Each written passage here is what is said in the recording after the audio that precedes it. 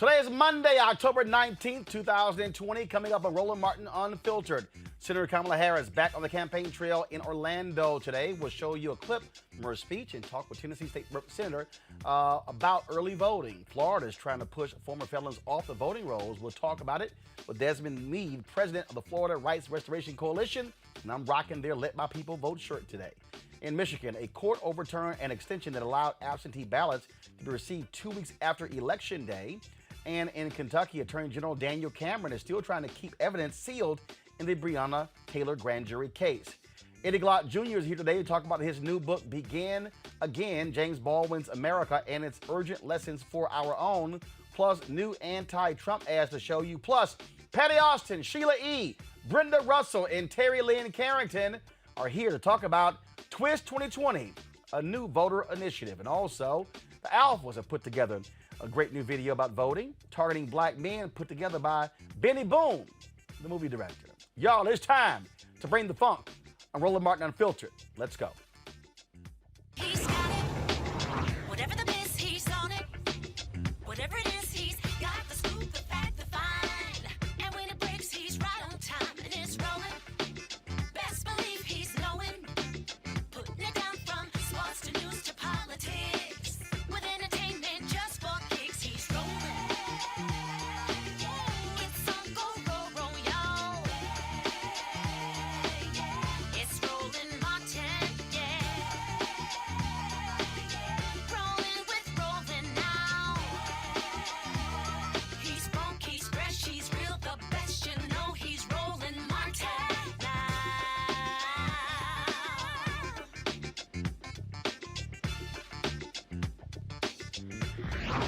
Martin.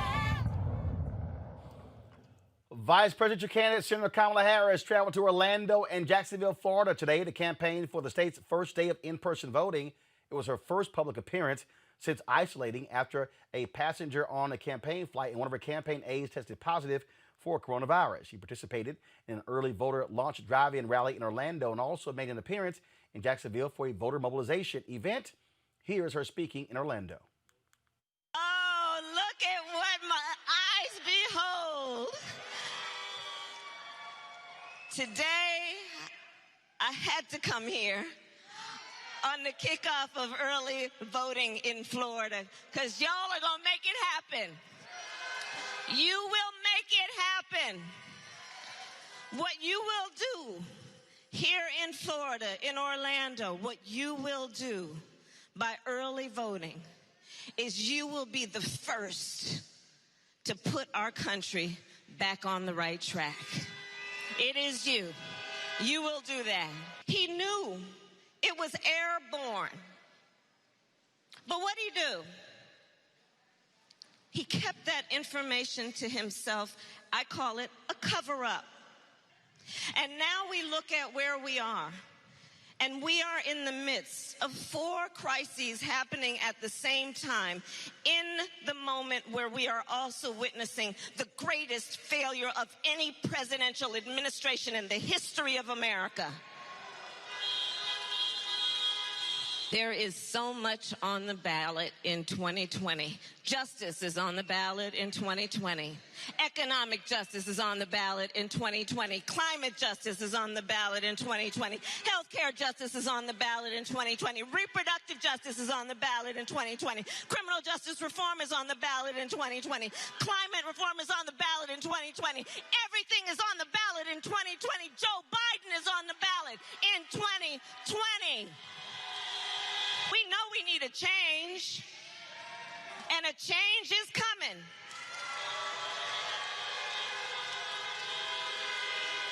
You know, when we see these examples of people trying to make it difficult for folks to vote, and it's happening all over the country, people trying to suppress the vote, Donald Trump trying to confuse people about the integrity of our voting system, trying to suggest that you can't trust it. Right? But we know better, and we know when somebody's trying to play us. We know when someone, is trying to pull the wool over our eyes, trying to discourage us, trying to deflate our enthusiasm, trying to suggest to us that we don't matter. We can see that. We know that. That's not new to us. And in the face of these moments, we ask ourselves then a question: why are so many powerful people trying to get in the way of us voting? Why are these powerful people trying to suggest we can't trust the system, putting in place laws that are designed to suppress the vote, trying to purge the voter rolls, trying to make it difficult? Why are they doing that? And the answer, of course, we know is this: because they know when we vote, we win. When we vote, we change things. We make it better. We know our power. We know our power. They know our power. They know our power, and we know our power. And that's why we're all here today, because we know our power. And folks, that is going to be a huge part of this election. Joining us right now is Tennessee State Senator Ramesh Akbari, co-chair of Tennessee Future Caucus. Glad to have you on Roland Martin Unfiltered. This is going to be obviously, look, forget all the polls right now. It's going to be a close election. I'm looking at a New York Times story right now showing that Republicans are seeing significant gains in 3 critical states. What is that? You heard Senator Harris right there. What are you also seeing there in Tennessee to get people to understand every vote does count? People can't simply assume they're leading in the polls. It's all good. I can just rest. Well, we're working really hard. I think that people are excited. Over 95% of the folks who voted early last go around have already voted. So it's a big deal. We're letting them know, listen, it's important to vote for the top of the ticket for Biden Harris, but there are also down ballot races that we're depending on their vote as well. And obviously, messaging is important, but also I think it's critical to be very specific when it comes to policy. You heard Senator Harris there saying, this is on the ballot, this is on the ballot, this is on the ballot. And that to me, I think is really, really, really important for people to understand. You have to link policy with voting. Otherwise, voting for the sake of it, that's not going to get the disaffected person. No, you're right. It's not enough to say, well, vote because your ancestors fought for it, or vote because you're a Democrat, or this is the most important election of our lifetime. You have to focus on issues. So in our case, healthcare is on the ballot. What real plan does Donald Trump have for Black folks? I mean, he has parted out the platinum plan, but that's not something that's realistic. What has he done while he's been in office for HBCUs? I mean, these are things that we have to focus on. A woman's right to choose. Those all sorts of things are on the ballot. Do you want someone who mocks those who protest, who stand up and say, enough is enough, I can't breathe? Or do you want to vote for a candidate that understands that our best days are still ahead of us, that we don't need to go back to a time where folks' voices were not able to be heard, and certainly at a bare minimum understands that you have to have integrity and honesty when you're in the office of the presidency? Obviously, we are seeing with us 2 weeks away, 15 days away, how this is going down. So I'm very curious to see there in Tennessee. You got a sister who's running for the United States Senate, but you also have there are people who's in Tennessee. I've heard people in Tennessee and Alabama who say, you know what, look, this is a red state. It's a waste of our time. But I keep arguing, if you never make any effort to vote, never make any effort to run candidates statewide, you definitely got no shot at winning. Exactly. I mean, if you don't vote, if you don't field a candidate, we have no opportunity to win. I'm in the state Senate. I'm the Senate Democratic Caucus chair. We have a small caucus, but we have folks running in every single district. We have to show up and show out and let folks know, hey, there are more Democrats in these red states than it's been made to see. We're not as red as we seem. We're just gerrymandered that way. 44% of the folks who voted in the last statewide election in Tennessee voted for the Democrat.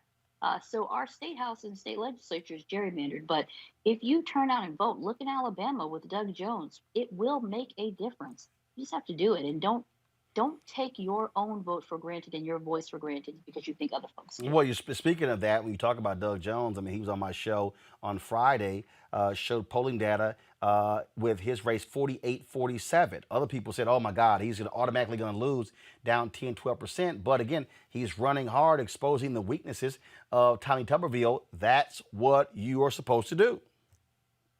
Exactly. I mean, he's running hard. He's saying, this is my platform. This other guy, he's an old retired football coach. He's just someone that the Republicans threw into office. And I think you see that across the South. Look at Mike Espy in Mississippi. He's working as hard as he can, and the polls have tightened. Look at Jamie Harrison in South Carolina running against Lindsey Graham. That's a race that's winnable. So I think in the beginning, folks took it for granted, and they thought it was just almost a novelty that these candidates were stepping up to run in these majority red states. But I'll tell you, folks are fed up. I've talked to several independents just today that said, listen, I've been a Republican, I've been an independent.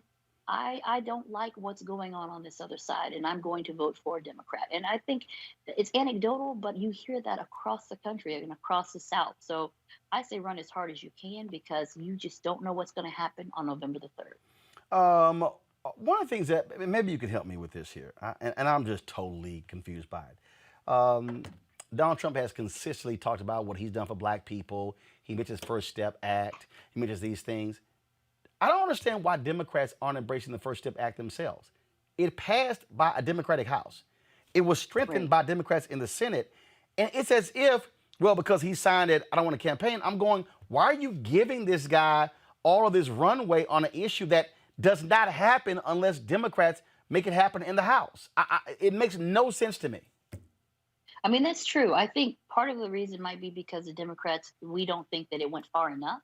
But certainly that was a tremendous achievement, and it could not have happened without Democrats. It didn't go far enough, but it still was something that has led to the decrease in prison population on the federal level. My deal is you take advantage, you take credit for something you did. I agree. Like you said, it couldn't have passed without Democrats voting for it.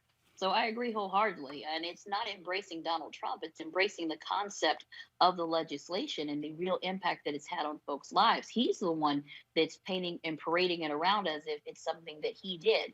But like you said, without the Democrats in the House, it could have never happened. Absolutely. Well, look, it's going to be a very close election. I keep telling people, don't believe any of these polls. Do what you have to do to vote. Register, vote, because that will determine who wins and who loses, not a single poll. Exactly. Do not listen to the polls. We were all fooled in 2016 listening to the polls. You have to vote. Black men, black women, young, old. It does not matter if this is your first election. I tell folks in my district, in my community, take your friends, take your family, take your enemies. It does not matter. Just be safe. Mask up. Make sure you bring your ID if you're required to do that. And cast your ballot. Have your voice heard. People, it would not be so powerful and so important. People would not be trying to block it. So do your part. Make sure that you are not ignored. All right. Tennessee State Senator Ramesh Akbari. I certainly appreciate it. Thanks a lot. Oh, yeah, my pleasure. All right, folks. Here are a new round of viral ads targeting Donald Trump as we go down to these final 15 days of this election.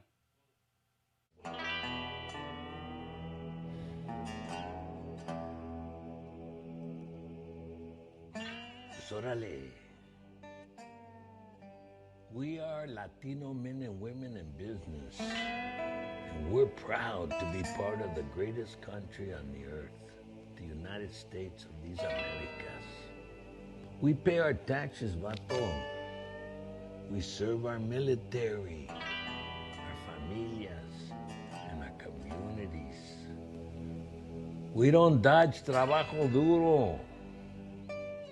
We don't dodge the military, and we don't dodge taxes. So why would we vote for a tax dodger, a draft dodger, and a man with no regards for our familias? This election, we're dodging you, pinche Trump. ¿Qué nos crees? Pendejos. Pues órale. The Lincoln Project is responsible for the content of this advertising.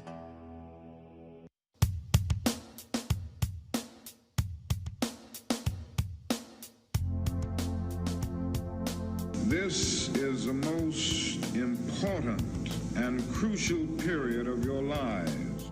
I'm watching people get involved for the first time, or they're waking up to the fact that I need to be involved after a very long time. This moment is too important to sit out. I was bruised and battered, I couldn't. If the election were today, Frank, would you vote for Donald Trump? No way. Couldn't happen. No. Saw my reflection in a window and didn't know my own face. Gonna leave me wasting away on the streets of Philadelphia.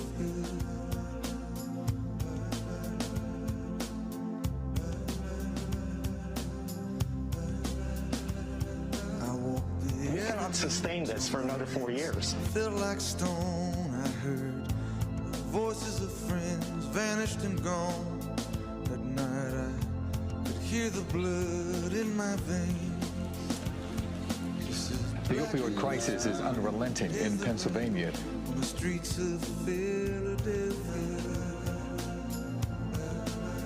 Anybody who says they want to bring steel back to life gets my vote. Anybody who says they're gonna bring steel back is full of it. Ain't no angel gonna greet me. It's just you and I, my friend. And my clothes don't fit me no more. I walk 1,000 miles just to slip this skin. Night is falling, blind awake. I can feel myself fading away. So receive. Before Trump got elected, he said, "This is the guy who's going to do it for us." And now they realize it's not true. We got to pull back and get our country back together. Go to the polls on the 3rd of November and vote your convictions. Hate crimes in the U.S. jumped again. The El Paso attack was the deadliest at the hands of a white supremacist in half a century. One of the largest upticks in the history of hate crime reporting. Knock the crap out of him, would you? The suspect yelled the word Trump as he hit the East African man. Part of the problem is nobody wants to hurt each other anymore. More than 50 criminal cases where Donald Trump was explicitly invoked in relation to violent acts. When you see these caravans, this is an invasion. A racist manifesto posted claimed this attack is a response to the Hispanic invasion of Texas. The president and his words appearing in scores of police reports and courtrooms. The irresponsible rhetoric of our president, who has used the pulpit of the presidency to divide us by race and color, has made America a more dangerous environment than, frankly, I have ever seen. The American Pack is responsible for the content of this advertising. Most of us never voted for a Democrat in our lives. Never thought about it. Because most of us are lifelong Republicans. But we're Americans first. We understand the character and experience and frankly, the empathy required for leadership. Because we've seen it firsthand when we all served with the 43rd president. But come election day, every last one of us on this team is voting for Biden. Let's put Joe Biden in the White House. He'll be a solid 46.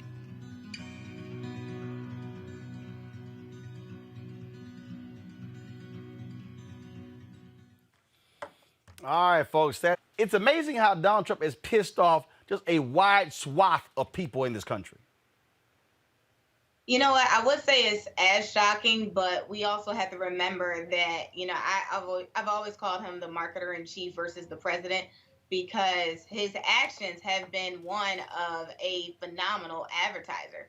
He's one that knows how to invoke a reaction, one who knows how to start a war. And essentially just privilege in America.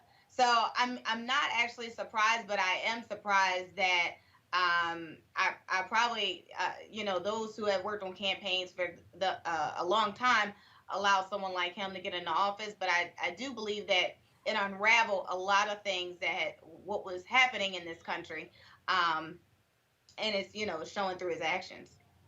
What we're seeing here, Julianne, is again when you start looking at polling numbers, when you start looking at where folks are falling, you've got Republicans who typically are strong on defense, intelligence, things along those lines, who are just shocked and stunned at how this man attacks the intelligence community, blows off scientists when it comes to coronavirus, just forget any norm whatsoever.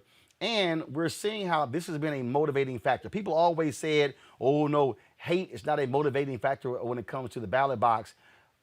We're seeing that in a lot of places across the country, the sort of turnout in early voting. There are people who despise this man and Republicans who have stood by and allowed him to destroy this country. If the Republican Senate had the backbone of these 43 alums, we would not be in the situation that we're in now. The fact of the matter is that the Republican Senate has allowed this man not only to trample over all of our rights, but to nearly ruin our international reputation. Wherever you go in the world, people are laughing at us. If you elect a clown, expect a circus, and that's what we are right now. This is the circus of the United States. And so these ads are very effective, but I hope that none of us get so complacent as to say, oh, Republicans are going to vote for Biden, so I don't have to. Everybody has got to vote.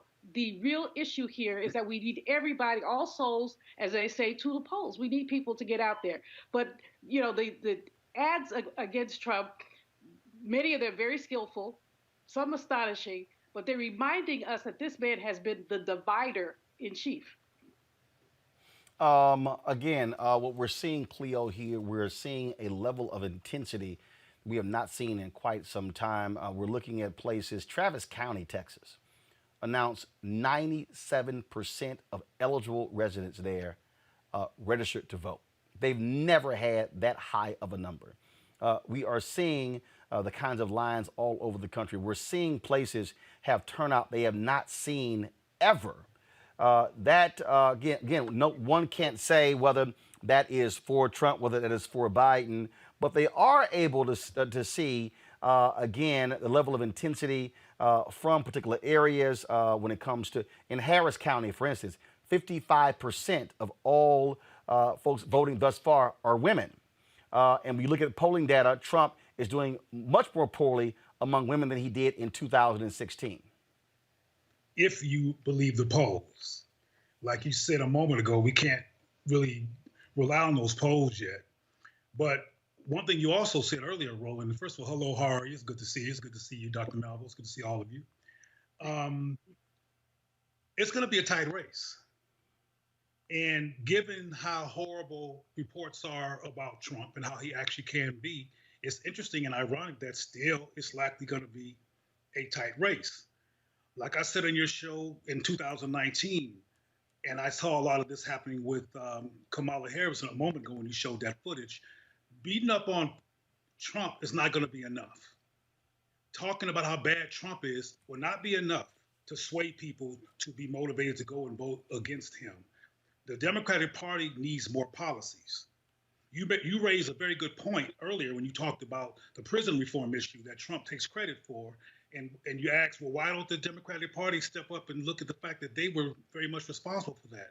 Well, there's some timidness in the Democratic Party because the Democratic Party, in my opinion, plays PC games and paralyzes itself with trying to come out not being racist and being so aggressive that sometimes they make no sense and their message is not clear. And I just heard all those ads that you played, and the Latino ad that began was very interesting. They literally cuss. He called Trump a pinche pendejo. That means it's a serious cuss word. So they're really reaching. It's like I don't know if y'all know what he called him, but it ain't no joke. No, I know what he said. That's why I ran it. Look, I've long argued there should be an ad. The Democrats should have had either Sam Jackson or Jennifer Lewis do an ad called "This Mother." That's damn near what he did. I know that, but I want to say real quickly and just reiterate that the Democratic Party, or if they want to win with a massively, they're gonna have to do some stuff, because even this thing that happened with Ice Cube has created even more resentments and confusion and people not knowing what to do, because the brother said he wants a black agenda, and he was very explicit about that, and he's being beat up instead by too many people, instead of people honoring what he explicitly said he wanted for black folks. And this is going to be interesting. I'm still running into brothers who don't know what to do, and brothers who plan on voting for Trump. But here's the deal, though. You talk about the policies. They have the policies. My point is, here's the deal, and this is the piece that people don't seem to understand, because the average person doesn't get this, Teresa. And that is, you can't say, well, Democrats, y'all ain't done a damn thing. Democrats control the House. They do not control the Senate. They have passed upwards of 400 bills in the House that Mitch McConnell will not bring up. I'm saying to Democrats, you have to be specific about the bills. You have to say, hey, folks, we did our job. We put these bills up. Senator Kamala Harris and Senator Cory Booker has to be able to say, hey, I can propose a bill all day, but as long as we are in the minority in the Senate, we can't actually get it passed. The bills are there. The policy is there. What I'm arguing, Teresa, communicate, message that. Don't just say we passed 400 bills. Say we passed this bill that will help your health care, this bill that will help the environment, this bill that will deal with mass incarceration, this bill that will deal with this. If you don't do that, the average person don't know. And you know what? You're absolutely right, especially, someone like me who is in the business of communication and messaging. You don't know how important it is for me to kind of tell people it's important for you to educate yourself about what the bills are. I think that is the best strong suit for the House representatives, is to tout their record on a daily basis.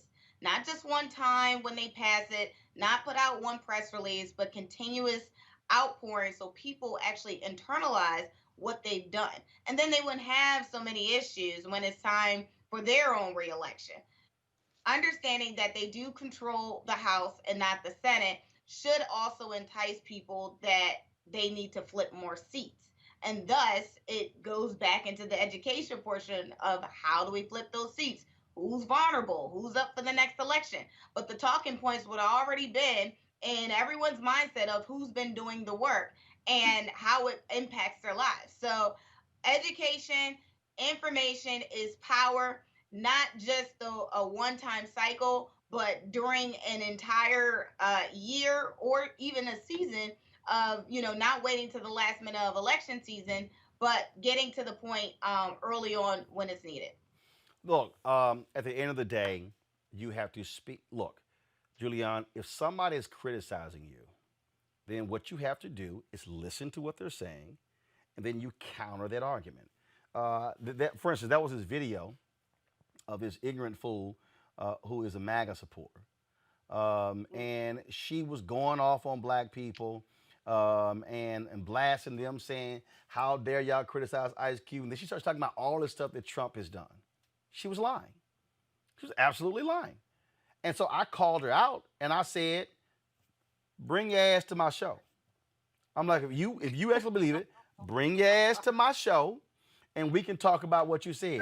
She lied about the whole issue when it comes to HBCUs and the black unemployment issue.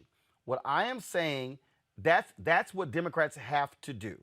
It's very interesting in the Democratic primary debates.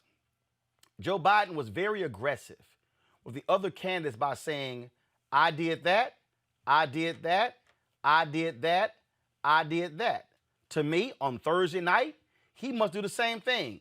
I did do this. I did do this, this, and this. And when I'm president, I'm going to do this, this, this. Be very specific for those folks who are straddling the fence. Well, I think that Cleo made a really important point about the timidity in the Democratic Party. We see it all the time. I mean, Democrats are not tooting their own horn. They should be. McConnell should be getting confronted literally hourly. When you look at the HEROES Act that Nancy Pelosi has talked about, the House passed it. The House passed $3 trillion worth of aid. So if people are sitting here now saying, I don't have any money, Democrats put legislation in that would make a big difference. But Democrats somehow seem to be short on something, backbone. Or, you know, I think about when President Obama was first elected and he tried to compromise with the Republicans. And what we ended up with a lot less relief in terms of the recovery bill because he tried to compromise with these people. Democrats are too nice. I mean, basically, Democrats need to take a Republican book and as opposed to telling lies over and over again, tell the truth over and over again. The fact is that the economy has not.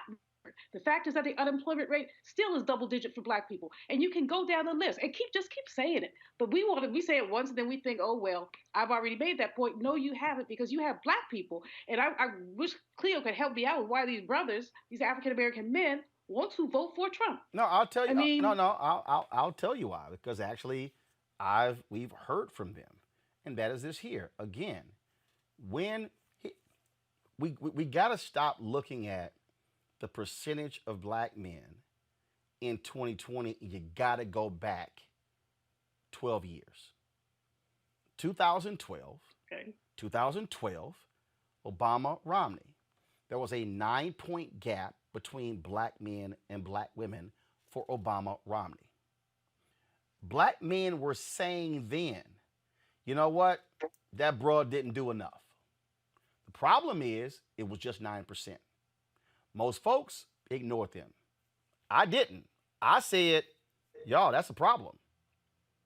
I talked to DNC members and I said, I'm telling y'all, that's a problem. 2016 rolls around. It goes up to 13%. There are women out there, Black women, they've been on my social media saying, all because of misogyny. I said, no. Don't base it solely upon misogyny. Because that was a view that Hillary Clinton was not speaking specifically to the issues of what are largely blue-collar Black men. When I had my radio show on WVON radio, I'm going back to even pre-Obama. Whenever the issue of immigration came up, the phone calls were real clear. They were saying, build a damn wall. I'm not saying 80% were saying build a wall. What I was saying then was there were Black men and some Black women, largely Black men, who felt that there were jobs in Black communities that were being taken by non-African Americans. So then all of a sudden, Trump comes up, he touts the First Step Act. Now, Trump is a marketer. He's yelling, screaming, I did this, Democrats couldn't get none of this done, you name it. While he was doing all of that, Democrats were letting him own the space. So it gave the impression, well, Trump was the one letting the Black folks out of jail. First Step Act. Again, without House Democrats, there is no particular bill. When he's over here yelling, I saved HBCUs, it's a lie. But he repeats the lie enough that according to Terrence Woodbury of Hit Strategies, Black pollster, that messaging is literally showing up in the focus groups of Black men. So had Democrats, Cleo, been listening to folks like me and folks like you, listening to the Terrence Woodburys and the Cornell Belchers and the Ron Lesters, that's 3 Black male pollsters, and listening to the ground, they would have understood how this thing moved from 9 to 13 to 20 and would have realized that when Trump is talking about economic policies, you have a group of Black men who are small business owners who are saying also, that's helping my bottom line. The point, Cleo, is this here. A supermajority of Black men are supporting Joe Biden. But that 12, 15, 18, 20%, White House believes they can get 20%, does play a factor when you look at close races, a close election with the presidency, but also Senate races and congressional races. Go ahead and respond. This issue is complex. A lot of Black men and Black women are going to vote for Biden because they're in the Democratic Party. But there's some black men, and I think a lot of what you're saying, I agree with, Roland, but there's another piece here too. And I hope people can hear me when I say this, because this gets on people's nerves when I say these kind of things. Regardless of how much it's being said that Trump is lying, etc., a lot of people find Trump relatable. Yep. And ironic. That's actually Cleo showing up in the focus groups.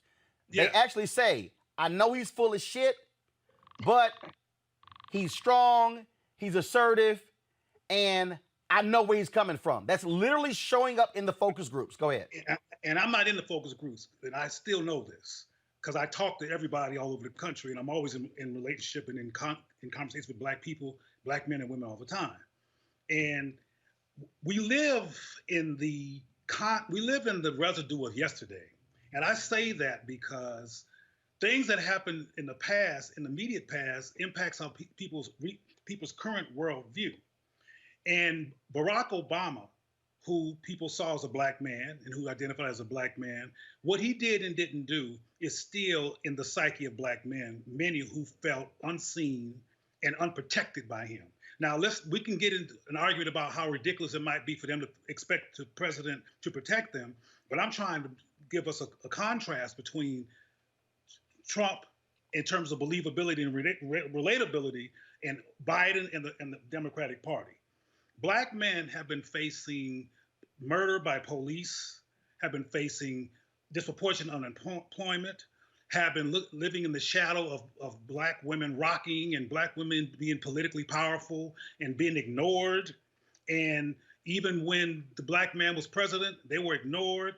And the body count is still high in terms of what's being televised around black men being murdered.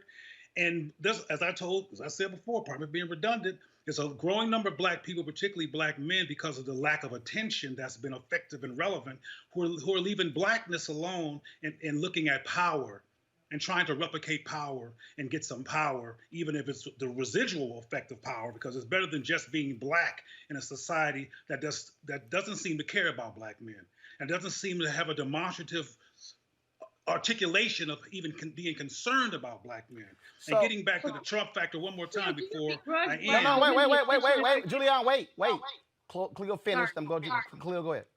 I want to reiterate that we cannot keep going for the place of logic and fact. I mean, people keep talking about what a liar Trump is. Trump has not changed since he's become president. He's the same dude that was grabbing vaginas that most white women voted for. He's still the same guy. He has not changed up. So that he's a scoundrel is not the point. People are looking for something that looks straight up.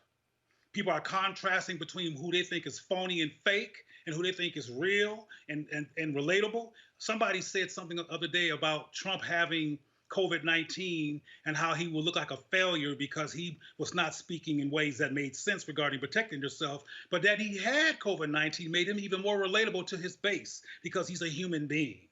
And I'm not telling you this is my perspective. I'm not talking about how Cleo Monago feels. I'm talking about the psychosocial perspective and the nuances in this situation that are leading people to make decisions. Some that might make the polls, most that won't. For example, most white, a lot of white people who are going to support Trump are not going to tell you they're going to support Trump. I got you. So here's you're not going to know what they're going to do. So Julian, the point I saw you we shake your head when Cleo made the point about how some of these black men say, well, look, he means what he says, and I know he's full of it, but I know where he's coming from. That's real. I mean, it's literally showing up in the focus groups where black men, again, Terrence Woodbury has been doing these constantly, 5 days a week. They're saying that. And so black men are also, and I got to go back to, again, Obama. And let me just, I'm going to say this and then you can jump in. The Republicans said for 8 years, Obama, weak. America's weak. So then all of a sudden, they want the John Wayne, tough guy, talk big and bad. Now, here's the piece. We may say, what the hell is wrong with you? Racist, sexist. But the reality is, and I need people to understand this because I have said this specifically about one of the reasons why black men are attracted to a message from a Farrakhan versus some preachers on the point of strength. And you can't ignore that particular point, how somebody responds to that manliness, that macho tough guy, and it's reflected in the polls. I'm arguing you don't write those voters off because they could be the margin of winning or losing. Julianne, go ahead. Well, I wasn't writing them off, and I was I'm not saying my I'm head. not saying you are. I'm not saying you are. I'm saying the party can't write them off because those are still persuadables. Go ahead. We can't write anybody off. I mean, that's the lesson of this election. We wrote a lot of people off. Democrats wrote a lot of people off in 2016. Democrats didn't spend money in ethnic media until it was very late. They ignored Detroit. They ignored Milwaukee, and we paid for it. Democrats paid for it. But what I was shaking my head when Cleo talked about Black women's organizations, Black Women Rising, Black women have been working very hard and have made major contributions. I was just curious as to whether he was begrudging that attention. No, he wasn't. I wrote a piece this morning about Black girl magic and about some of the things that are going on. And it seems that there are many, many people who are extraordinarily threatened by the prospect of Black women. I mean, when 45 called Kamala a monster, he was calling her scary. But here's what's scary. When brilliant Black women do what we're supposed to do, that's scary to a whole lot of people. Again. And unfortunately to some Black men as well. That if I can. Okay. First of all, here's the deal. I'm going to let this continue for 3 more minutes, and I got to go to my next guest. So please keep your answers tight. Go. Sure. And a lot of the men I'm talking about, Julianne, are not begrudging Black women. I want to make it real clear that that's the conclusion to come to. That's not necessarily correct. What's going on is this is a society that, in disproportionate ways, some of it is on video, kills and murders Black men, dismisses Black men, objectifies Black men, criminalizing Black men. And while that's being ignored on a demonstrative level, there's all this rocking and voting and magic going on among women. It's not simply a begrudging of women. There seems to be a lack of balance between two groups that have been oppressed, that are not affirming each other or talking directly about each other or caring about each other's struggle in the society or each other's gifts. And the Black girl magic, Black girl vote mantra celebrates women, and I have no problem with that at all. I want to make it clear, I don't begrudge that at all. But there's a gap. There's a gap. And what in terms of attention to Black men. And what Julianne is saying, which I can agree with, is that Black women are saying, get the fuck out of here. Patriarchy has been real. Black women were completely diminished during the civil rights movement. Black women have been constantly diminished. And so now all of a sudden, you got some brothers who got an attitude because sisters are demanding a level of respect and attention. But now, Roland, Cleo, I'm not done. Cleo, I'm not done. What I'm arguing is that I absolutely understand the point you just raised. I understand what Julianne said and what I just laid out. What we still have to contend with is the reality of what someone says and feels. And now the question is, how do you counter that, Teresa, politically to be sure that you're messaging to multiple people? Because if you are politically creating the impression that you are messaging far more here than this group, although 80 to 85% of Black men are fine with the messaging, that 15 to 18 or 20% is still significant when it comes to voting and an election, and that could be the margin of victory or defeat. Politically, you're absolutely right. There has to be a strategy, and I've seen campaigns from statewide and federal races. They have lost the margin of error where it literally was down percentage points, where it could have been a simple of messaging strictly for African American men. Black men, I have been at some of these roundtables and community organizing events year round. because they just don't happen during election day. These forums are happening, and black men are consistently saying the same exact thing, is we are not being represented in the numbers. And there is no outreach to the small business owner. Most of these men are coming, well, here in Philly, they're coming out of prison and they're going into the barbershop. They're owning barbershops, right? They're picking up where they left off at.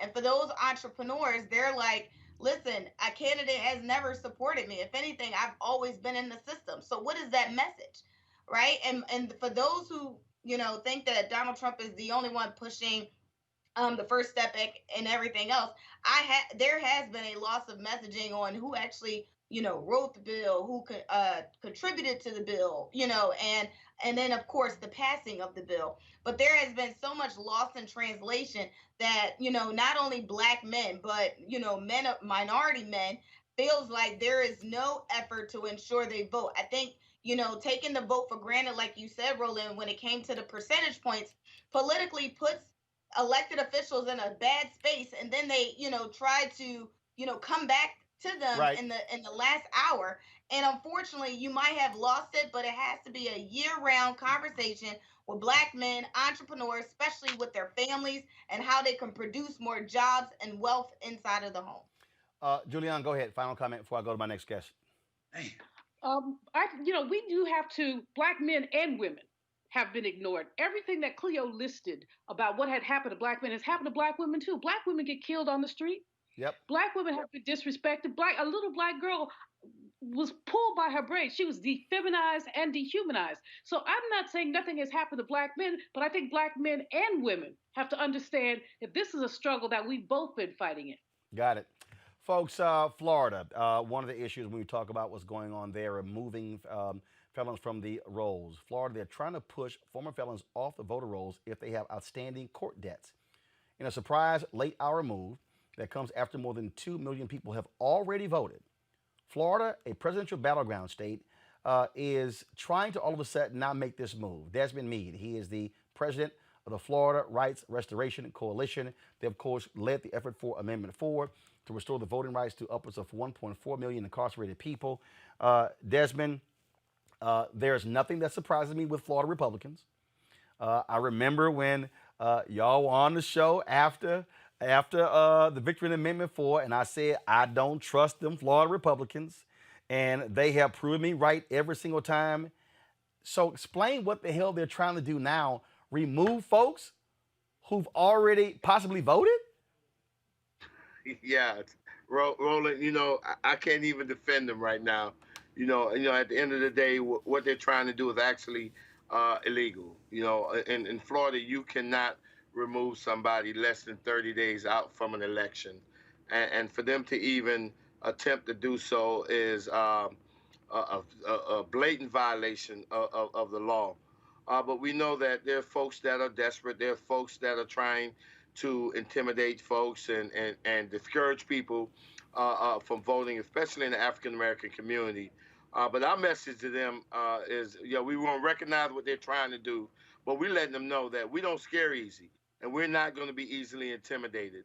And that's why I'm on the bus right now, touring the state of Florida, getting the troops fired up and ready to go for the 24th of October, when we're going to clap back on any types or any attempts to suppress, intimidate, or discourage our vote.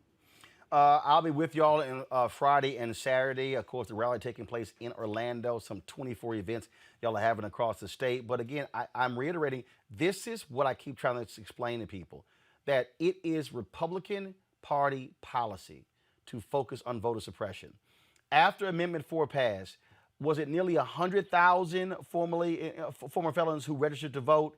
Because the secretaries, actually the boards of elections, they were trying to say, hey, we need some guidance here. They began to register people. And so before the lawsuits and everything, it was 85,000 to 100,000. So basically, are the Republicans trying to get those 85,000 removed? Pretty much. And within those 85,000, ironically, are people who have had their voting rights restored through clemency. And when you have your rights restored through clemency, you don't have to pay off any outstanding fines and fees, which brings up another situation, Roland, because the governor And previous governors before in Florida have a history of restoring voting rights to people with civil rights, right? Without requiring them to pay any outstanding fines and fees. And so why is our current governor fighting to stop us from actually, you know, the, from voting and making us pay these same fines and fees that they're not requiring people to pay when they apply for clemency? The thing that again, there are people who have come to your effort. LeBron James and others have been raising money to help pay off some of these fees. Michael Bloomberg, I think, was what, some 16. I heard that. So just tell me the truth. How much have y'all been able to raise, and how's that going to help pay these fines and fees off, and also educate our people? Because here's the problem. You and I have talked before. They hear this huge number. One thing that you told me was that, well, there are some people who had massive fines or had to pay back massive amount of money, but the vast majority of the people, it's smaller amounts of money to actually have to pay off. Explain that for the people who are watching. Yeah, so first of all, let me just make some slight corrections off of what you said at the very beginning.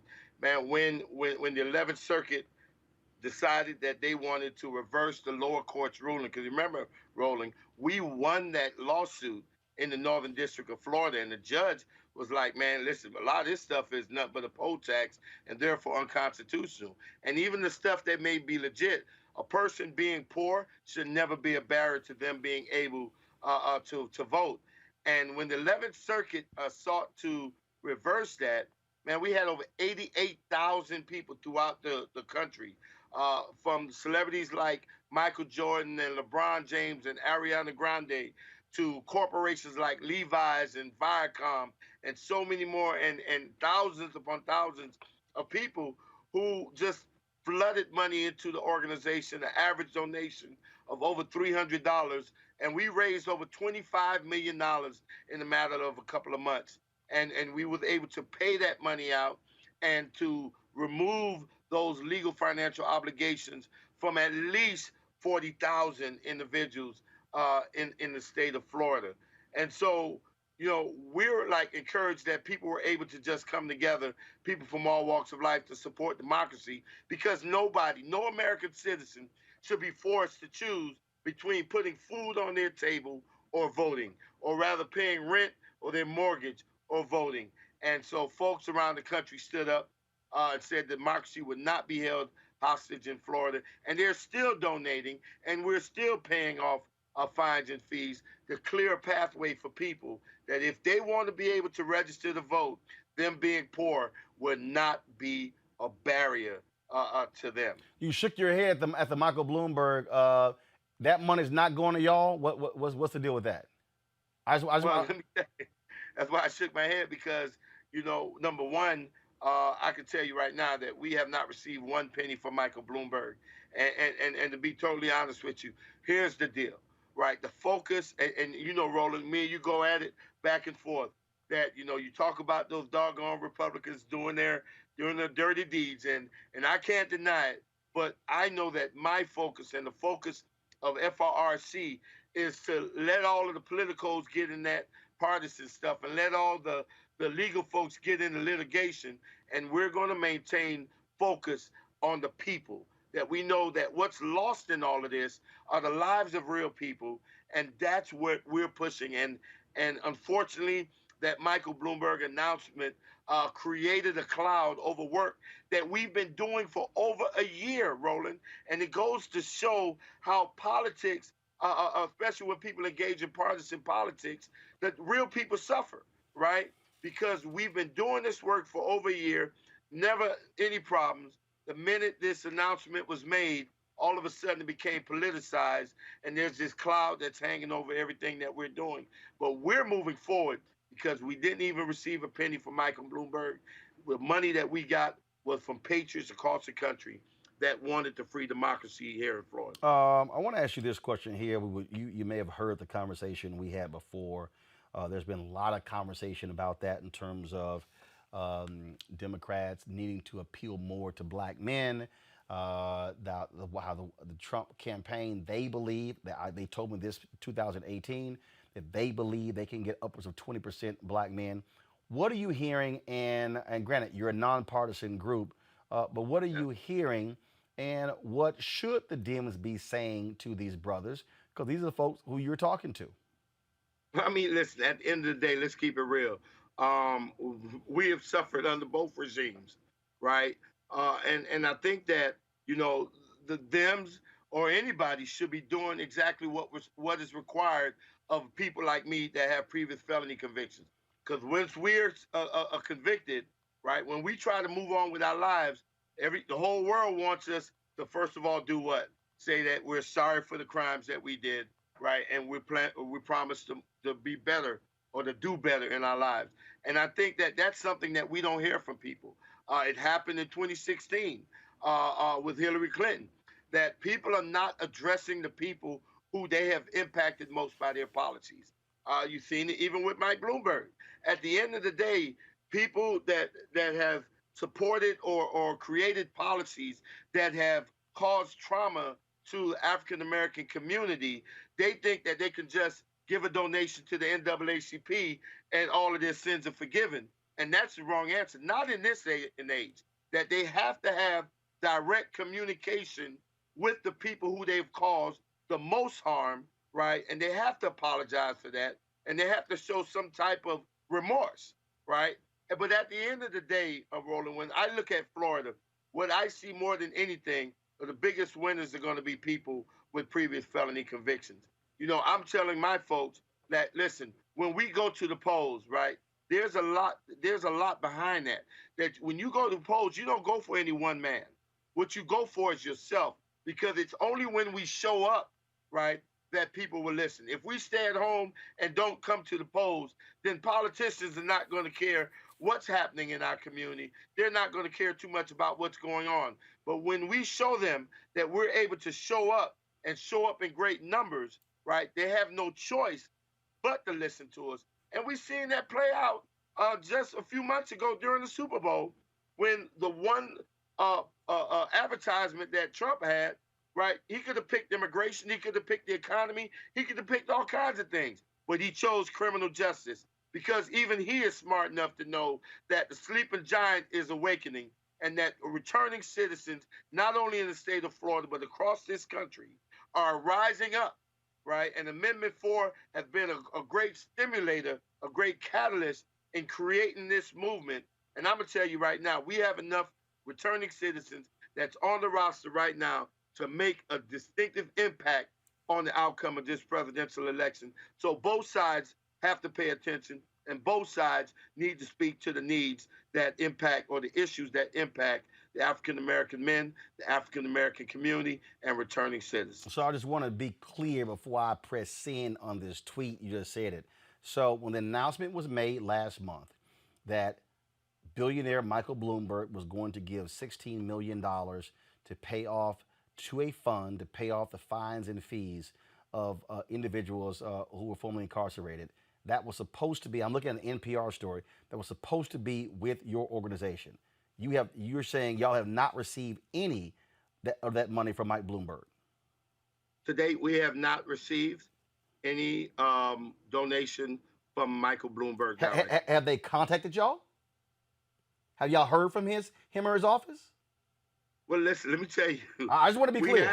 But no, I want to be very clear. We have, but one of the things that I know is that we are focused on moving forward. We are focusing on the people that have reached out and have given, and we have focused on the returning citizens that we're helping with these funds. That's number one priority. Right now, I can tell you right now, because of everything that's going on in Florida, don't have time to sit around and wait to decide when somebody's going to give or if they're going to give. Right? We only have enough time to make sure that we engage every last one of the 1.4 million returning citizens, and those that are registered. We want to encourage them to show up at the polls, especially on October 24th, right, to have our voices heard. That's number one priority to me. I got it. Desmond Meade, I certainly appreciate it, man. Thank you so very much. Thank you for having me, All right, Roland. man. And I like the shirt you're wearing. Well, of course, y'all gave it to me, so and so I'll be looking to be rocking a new one when I come into town on Friday. I'll be doing the show, of course, from there. And again, we look forward to the big rally, the social distance rally, be having in Orlando. We'll be live streaming that right here on Roland Martin Unfiltered. We'll have the hat and the wristband waiting for you too, as well. All right, sounds good, Desmond. I appreciate it. Thanks a lot. All right, my brother. All right, folks, got to go to a break. We come back. We'll talk more about this upcoming election, 15 days away. Also, in the second half of the show, we'll talk to 4 powerful sisters, including Patti Austin and Sheila E, about the power of voting. All of that next right here on Roland Martin Unfiltered. A society of male domination and chauvinism, in a society where there's been for 400 years so much sexism and racism, so much economic cruelty and oppression. The conventional perspective of history excludes too much of the history of cruelty. James Baldwin spoke about the bloody catalog of our history. That bloody catalog is more influential today in many, many people than any other facet of American history. And it's blind, it is invisible, it's unseen, and therefore many people yield to it. Hey, South Carolina, it's Magic Johnson. In 2016, almost 7 million black men didn't vote in the election. And I get it. It's tough to believe in a system that keeps letting us down. But we can't push for progress if we don't vote. Bros, please vote early before November 2nd. If you need a free ride to vote, use promo code VOTE2LIVE-SC in your Lyft app. Visit votetolive.org for more information. Paid for by Collective Future. Hi, I'm Israel Houghton with Israel a New Breed. Hi, I'm Carl Payne. Hey, everybody, this is Sherry Shepherd. You're watching Roland Martin Unfiltered, and while he's doing Unfiltered, I'm practicing the wobble. Yes, I am. Because Roland Martin's the one, he will do it backwards, he will do it on the side. He messes everybody up when he gets into the wobble, because he doesn't know how to do it, so he does it backwards. And it just messes me up every single time. So I'm working on it. I got it. You got Roland Martin.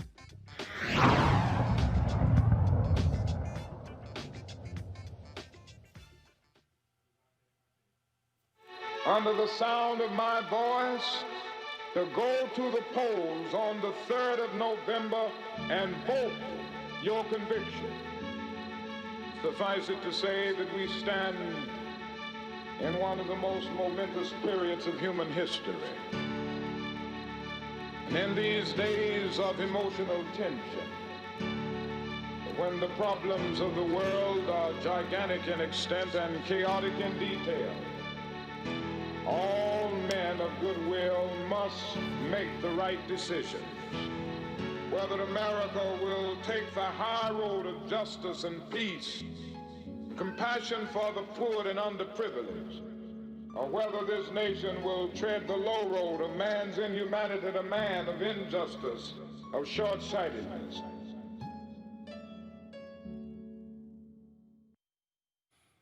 All right, folks, it is 14 days until Election Day, but the reality is we're already voting. 9 million people have voted in this country so far. They're still going to the polls. That video we just showed you was produced by Benny Boom, Hollywood director, who's also a member of Alpha Phi Alpha Fraternity Incorporated. The fraternity asked him to produce that particular video. You're seeing a number of these sort of efforts all across the country. We're in the middle of early voting. These are the places where they're early voting. Early voting began September 18th in Minnesota, South Dakota, Wyoming. Then, of course, today is already October 19th. You see it began today in Alaska, Arkansas, Idaho, North Dakota, and Florida. Tomorrow, Louisiana, Utah, Wisconsin, y'all get to begin early voting. October 21st, West Virginia. October 24th, New York State. Maryland, you begin October 26th. Washington, D.C., October 27th. And Oklahoma, October 29th. Now, folks, Michigan also. Now, here are the states where there is same-day voter registration. Listen to me clearly. Listen to me clearly. If you live in these states on Election Day, when you go to the polls, you can actually register and vote same day. California, Colorado, Connecticut, D.C., Hawaii, Idaho, Illinois, Iowa, Maine, Maryland, Michigan, Minnesota, Montana, Nevada, New Hampshire, New Mexico, North Carolina, Utah, Vermont, Washington State, Wisconsin, and Wyoming. And so only in those states do they allow same-day voter registration on November 3rd. Now we have voter registration deadlines. The deadlines, folks, when you can register. Today is the deadline for you to register in Alabama, California, Maine, Michigan, Pennsylvania, South Dakota, Wyoming. Folks, those 4 through the 16th, we can remove those because we don't need those now. Utah, your date is October 23rd. Iowa and Massachusetts, October 24th. Colorado, Montana, Washington, your dates are October 26th. Connecticut, your registration deadline is October 27th. Now, folks, in Michigan, a court overturned a 2-week absentee ballot extension. Absentee ballots must now be received by 8 p.m. on Election Day in order to be counted. The lower court ruled last month that ballots could be counted within 2 weeks of Election Day as long as they were postmarked by November 2nd. However, the state's appeals court decided differently. Democrats pushed to ease restrictions on absentee voting due to COVID-19 restrictions. Republicans argued that recent post office delays combined with the expected increase in mail-in ballots this year are not enough reasons to extend voting deadlines. The court's decision also reinstated some restrictions on third-party ballot collection, limited who voters can designate to deliver their ballots to election officials. And so just keep in mind all of these different things that are happening. Also, folks, in California, there was a fire at an actual early mail drop-in. And so I'm trying to show you that in a second. And so the ballots were severely damaged. And so folks have been talking about that. Well, so now we're looking, and remember, this is the same state where Republicans were putting up fake drop boxes. They were putting up, and so now we see this particular fire that is absolutely taking place. And so again, we're covering all these issues. We're trying to give you as much information as possible so you are not caught off guard when it comes to voting. We want to make sure that all of our people are actually counted.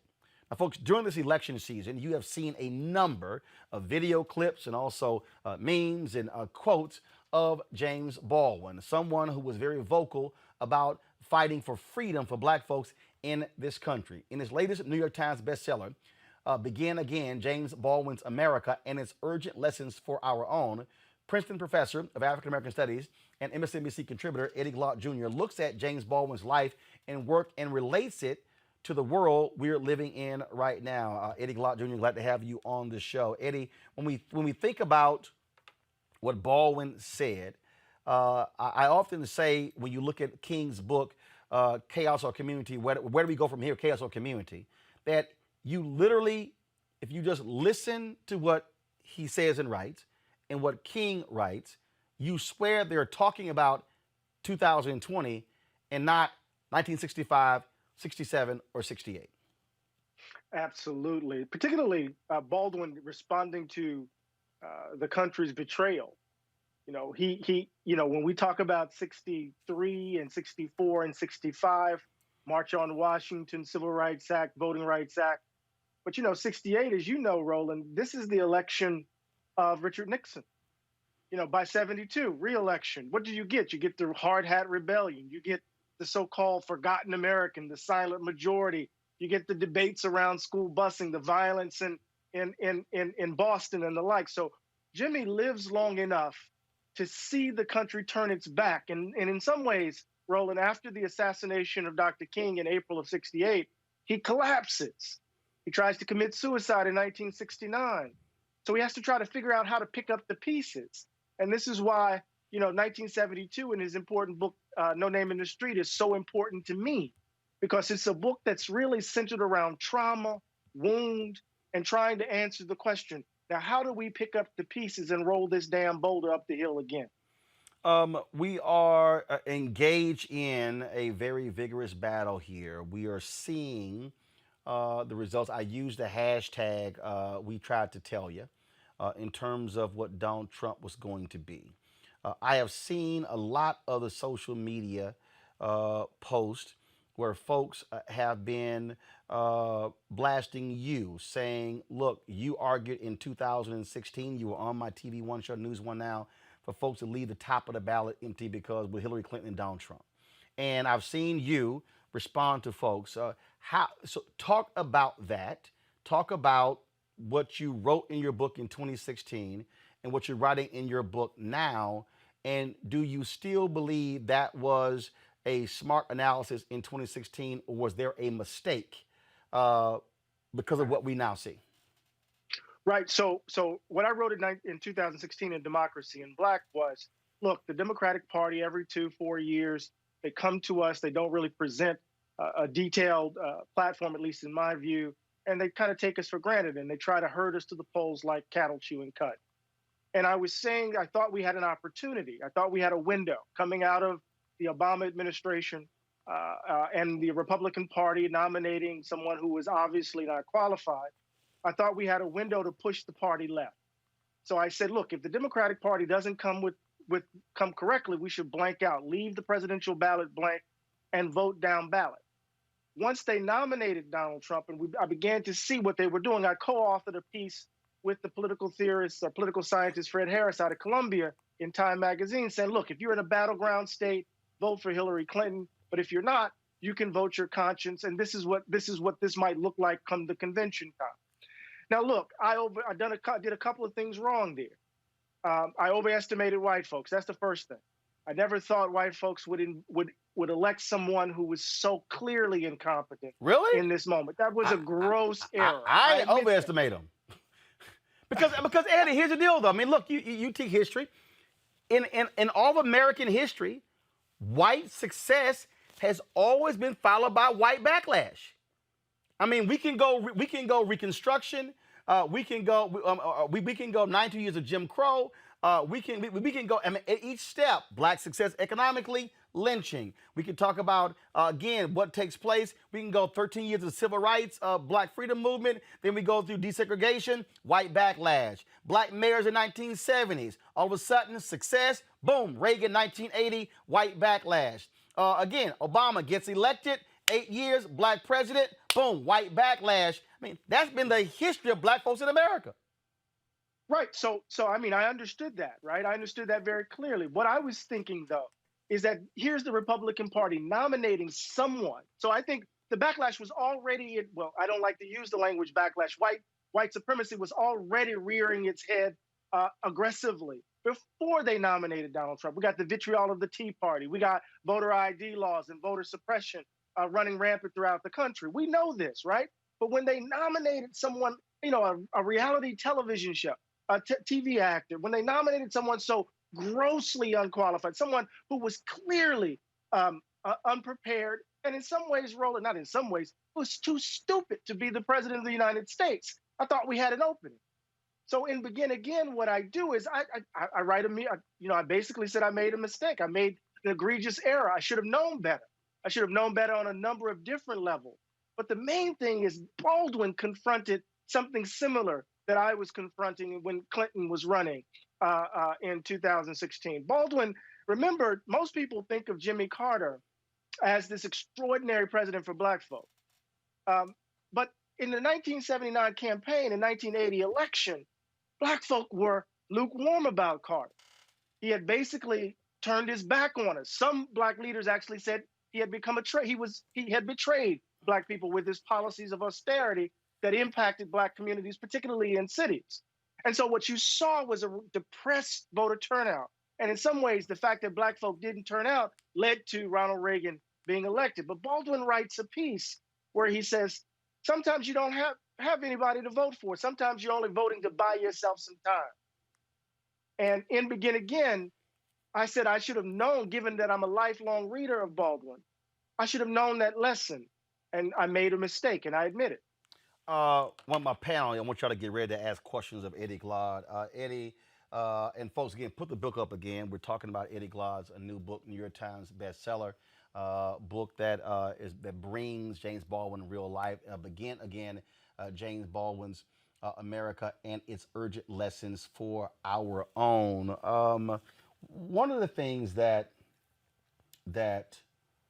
that jumps out at me, and this is when I listen to people talk about this country, and people say, "Look, it is what it is. It's never going to change." I remember reading actually interviewing Harry Belafonte, and one of the things he said to me was, he said, "This is the reason I have stayed." He said, because essentially I am going to fight to make America be the country it says it's supposed to be. Baldwin confronted that very question. And black folks have always been the ones to save the nation from itself. Black folks have been the ones to actually show America what democracy looks like, show America what compassion looks like, show America what forgiveness looks like. And so what do you say, though, reflecting through the prism of Baldwin, to young voters who say, I don't believe that my vote can make a difference, and so I'm going to march for change and fight for change, but I'm going to check out of the voting process, even though the marching I'm voting for is to get the politicians to change policy, but I'm going to check out of the very system that can elect folk who agree with me. It's like those two things are at war with each other. Right. I think this is the important point. I think oftentimes when we hear that sort of argument, there is a judgment, and it's a substantive and reasoned judgment, I think, at times, that the political system is bankrupt, that it's not really delivering anything for Black and poor people, that we have politicians who we elect, who then turn around and become captured by the political process, that we are a captured electorate. I can go on and on and on. What we need to understand is that the vote is one of the most important tools in our political arsenal. It is not the only tool, though. So every 2-4 years, there are elections at the national level. Every year, more than likely, there's an election. Every other year, there's an election at the local and state level. And part of what we need to understand is that politics involves electoral processes, but it's not reducible to those processes. So if we're thinking about change systemically, we need to understand that voting is a part of it. But when we overburden voting, and what I mean by that is that when we think about wholesale change being reducible to the vote, then we set ourselves up for disappointment. Voting in a democracy, Roland, in my view, is actually the last thing we do. Prior to the election, we are engaged in the work of trying to build the society that we want to build, in trying to create the conditions to produce the sorts of people we want to elect and hold accountable. So we have to see voting. This is what I'm saying to young folks. We have to see voting within the overall strategy of our attempt to build a genuine, right, just democracy. But I understand why they're skeptical. But the skepticism shouldn't lead to a dismissal of the vote as such. It should lead to a dismissal of a certain frame of understanding the role and place of the vote, if that makes sense. Do you also believe that we also have a massive, massive failure when it comes to civics? That part of this issue is that we have folks who have no clue. And should the solution be, look, the school system is not going to do it. You're at what I call the end of the education process.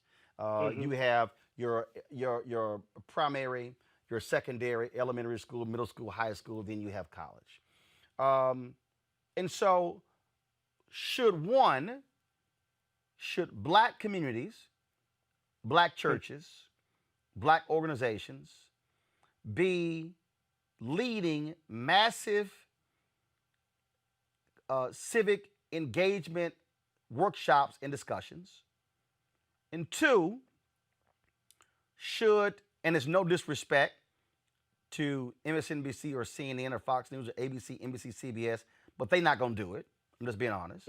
Shouldn't we also be challenging and calling out Black targeted and Black owned media, saying, are y'all going to keep spending all of this damn time on sitcoms, reality shows, award shows, and entertainment and gossip and sports and dedicate something to civics, to public affairs, so our folks are not only becoming aware of issues around an election. Your thoughts on that?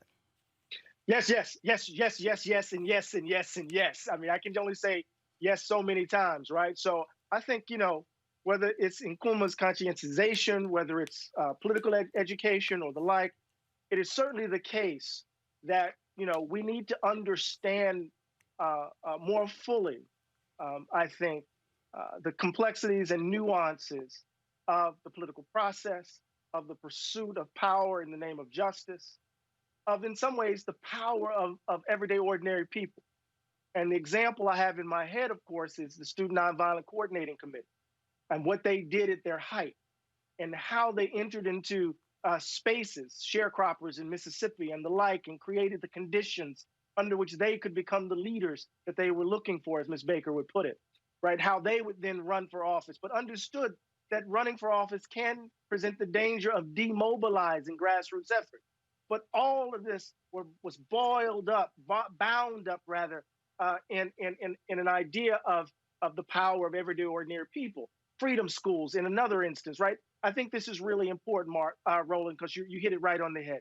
The second point, I think, is really important in the sense that what we've witnessed is, in some ways, the contraction of public deliberative space. Black-owned media, I mean, it can't just be Twitter. It can't just be social media, right? We've reduced the kinds of spaces where there's serious conversations about us, by us.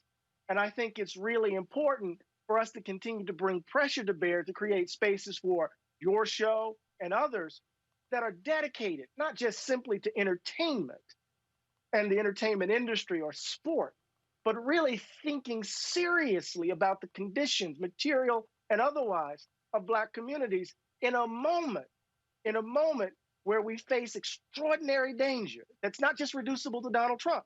So I think you're absolutely right on both accounts, Roland. I want to go to my panel for questions. I'll first start with Teresa Lundy. One, I can't wait to get your book.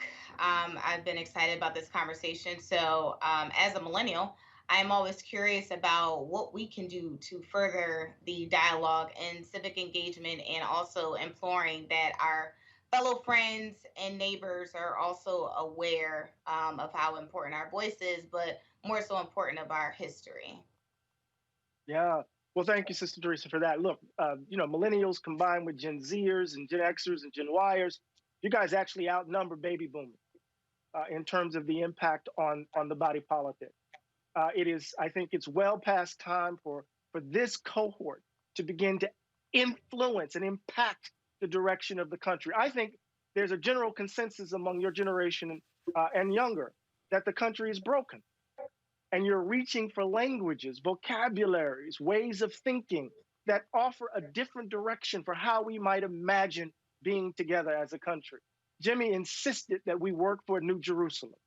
And I think it is well past time for millennials to assert their power in the public domain. And that's going to have to happen, not just simply in terms of election cycle, but it's happening in the streets, it's happening in the suites, it's happening in terms of your consumer power across the board. And so you got to start exercising and exerting your influence and power at this moment, right now, in this moment, right here. Next question, Cleo Monago. Greetings, brothers. Good to meet you. Greetings, brother. I have an analysis that I would like to get your perspective on, but I want to also just preface it with the fact that the myth of white supremacy on a systemic basis is perpetually moving the pole and working towards staying in power, and doesn't have just one strategy. They have many, many strategies. And it's my perspective that we have not been equally strategic as a people so we could actually win going in the future. However, obviously you are going into the past when you write about Jimmy, because Jimmy is a person who lived in the past, and I guess you bring in him into contemporary life to bring the relevance of that. Earlier, I'm not sure if you were around when I was talking with Dr. Malveaux, and she talked about what women have gone through, and I want to get your analysis on this. It's my perspective that today's young men live in a different world. They don't live in a world that is as blatantly patriarchal and disrespectful of women in terms of the dismissal of them as the civil rights movement was. They live in another reality where there's all kinds of different gender this and gender that and women doing things. And the reality is not the same, and they're ahistorical. Is it your perspective from your experience with these young people that they are ahistorical? It's my perspective that they're ahistorical, so they don't relate to the framework that Dr. Malvo is talking about in terms of, talking about black men now, in terms of how sexist black men were. They're looking at their current reality, which feels and looks different, and do not have a perspective of a harsh patriarchal past. What is your perspective of that? And the strategy issue. Yeah, I would not describe these young folk as ahistorical. I think many of them are definitely trying to connect their particular movement with a tradition that constitutes the wind beneath their wings. I think that many of the young leaders of Black Lives Matter, for example, and remember, Black Lives Matter is a complex phenomenon. It's not just one thing. It's like Black Power. There were a number of different organizations that fell under the rubric of Black Power. Black Lives Matter is similar. There are a number of different organizations that fall under that label or that slogan, but it's a sentiment that cuts across all of the different political formations. But I think a lot of these young folk, especially young leaders, those who are part of this movement, understand that there has been a kind of patriarchal bias that have defined the model of Black leadership, that there's been a kind of hypermasculinity that has undermined the pursuit of justice, that these gender norms kind of constrain and lock us in. So even as they're inheriting the grandness of the tradition, they're bringing critique to bear, right? So when you read, this is not your grandma, this is not your mother's movement, sometimes that reveals a kind of ignorance, but other times it also reveals a kind of criticism, a way of distancing from a certain model of leadership that I think is really important. So, in Begin Again, I start chapter 1 with Jimmy in a meeting, with Baldwin in a meeting with SNCC students at Howard. And they were chopping it up until the sun came up. And Baldwin said to them at the end, he said, "What I ask you that you promise your elder brother that you don't believe what the world says about you.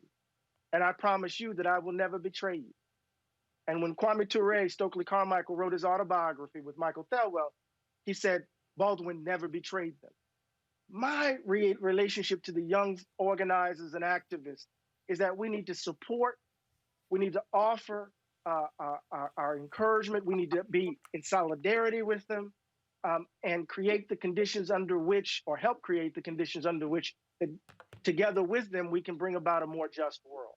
So they're challenging in the streets. Some of them are challenging politically as they organize, but I don't think they're ahistorical, if I understand your question, Doc. I don't think they're ahistorical, at least not all of them. Julian Malvo. Hey, Eddie, how you doing? It's good to see you. Hey, Julie, good to see you. I'm a big Baldwin fan. Love him, love him, love him. So I'm looking forward to seeing your book. And when you talk about him chopping it up all night, I don't have time to share the story about how I met him in a bar in New York. And we ended up getting put out the bar and sat on a park bench and continued the conversation. Because the brother really could talk. One of my favorite Baldwin things is the collection of essays, The Price of the Ticket. And the title essay, The Price of the Ticket, really talks about what white people give up in order to be white.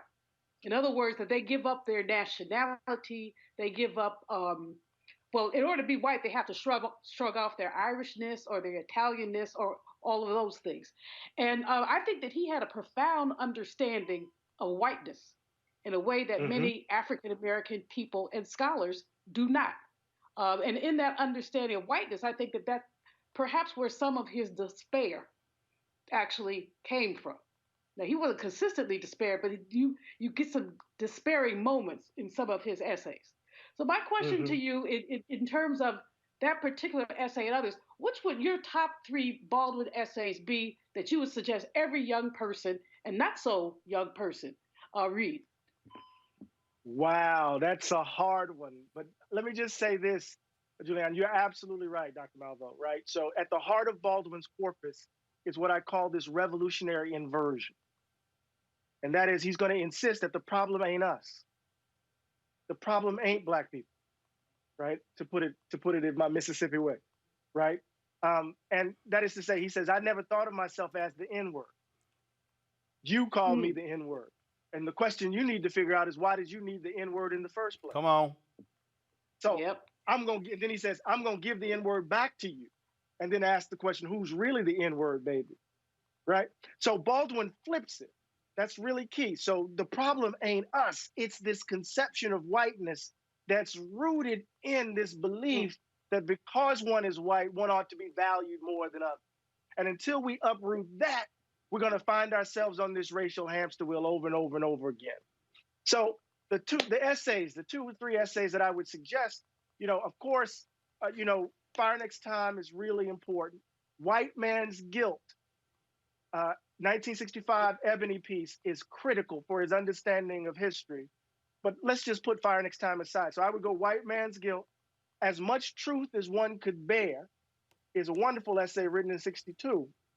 And then I would say read To Crush a Serpent, which was the last essay published in Playboy magazine, where Baldwin goes at the evangelical right, the moral majority, and offers a vision of salvation and love that is so profound that it's an extraordinary sermon that I think suggests what he was thinking about as the cancer was ravaging his body.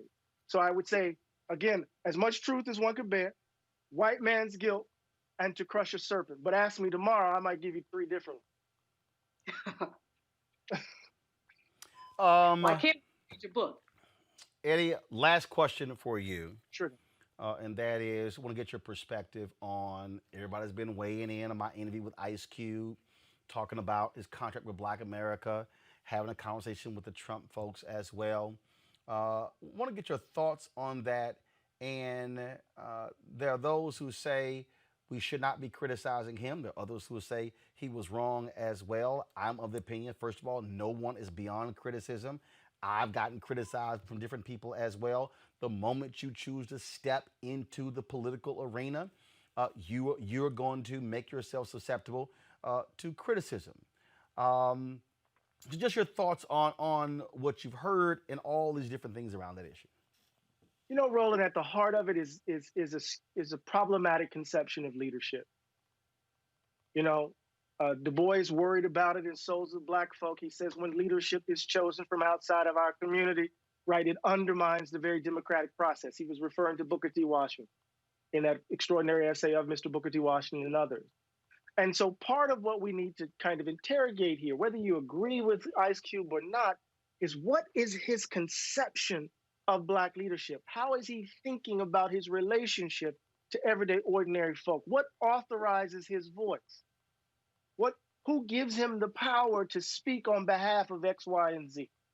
And so I think it's really important as we kind of step into this next phase of Black politics, of Black life in this country, that we really give voice to, and Roland, this echoes something we talked about earlier in this segment, we really give voice to a more robust conception of Black deliberative space, where we are actually engaged in vibrant debate about what is best for, Black communities across the country, understanding that folks are going to come at it from different directions. So what bothers me is the hubris evident in the action, right? As if Black folk are just some homogeneous blob that anybody can just step forward and represent. What is Ice Cube's, who is Ice Cube's constituency? Who holds him to account? Who is he responsible to? Right? It goes beyond just simply having a love for Black folk, right? It has it is tied up or bound up with who is one accountable, who are you accountable to and responsible for? Folks, the book, please show it again, by Eddie Glaude Jr. The book is Begin Again, James Baldwin's America and Its Urgent Lessons for Our Own. The final question I asked is of every book author. I can't believe I forgot about it. Every book author has a wow moment.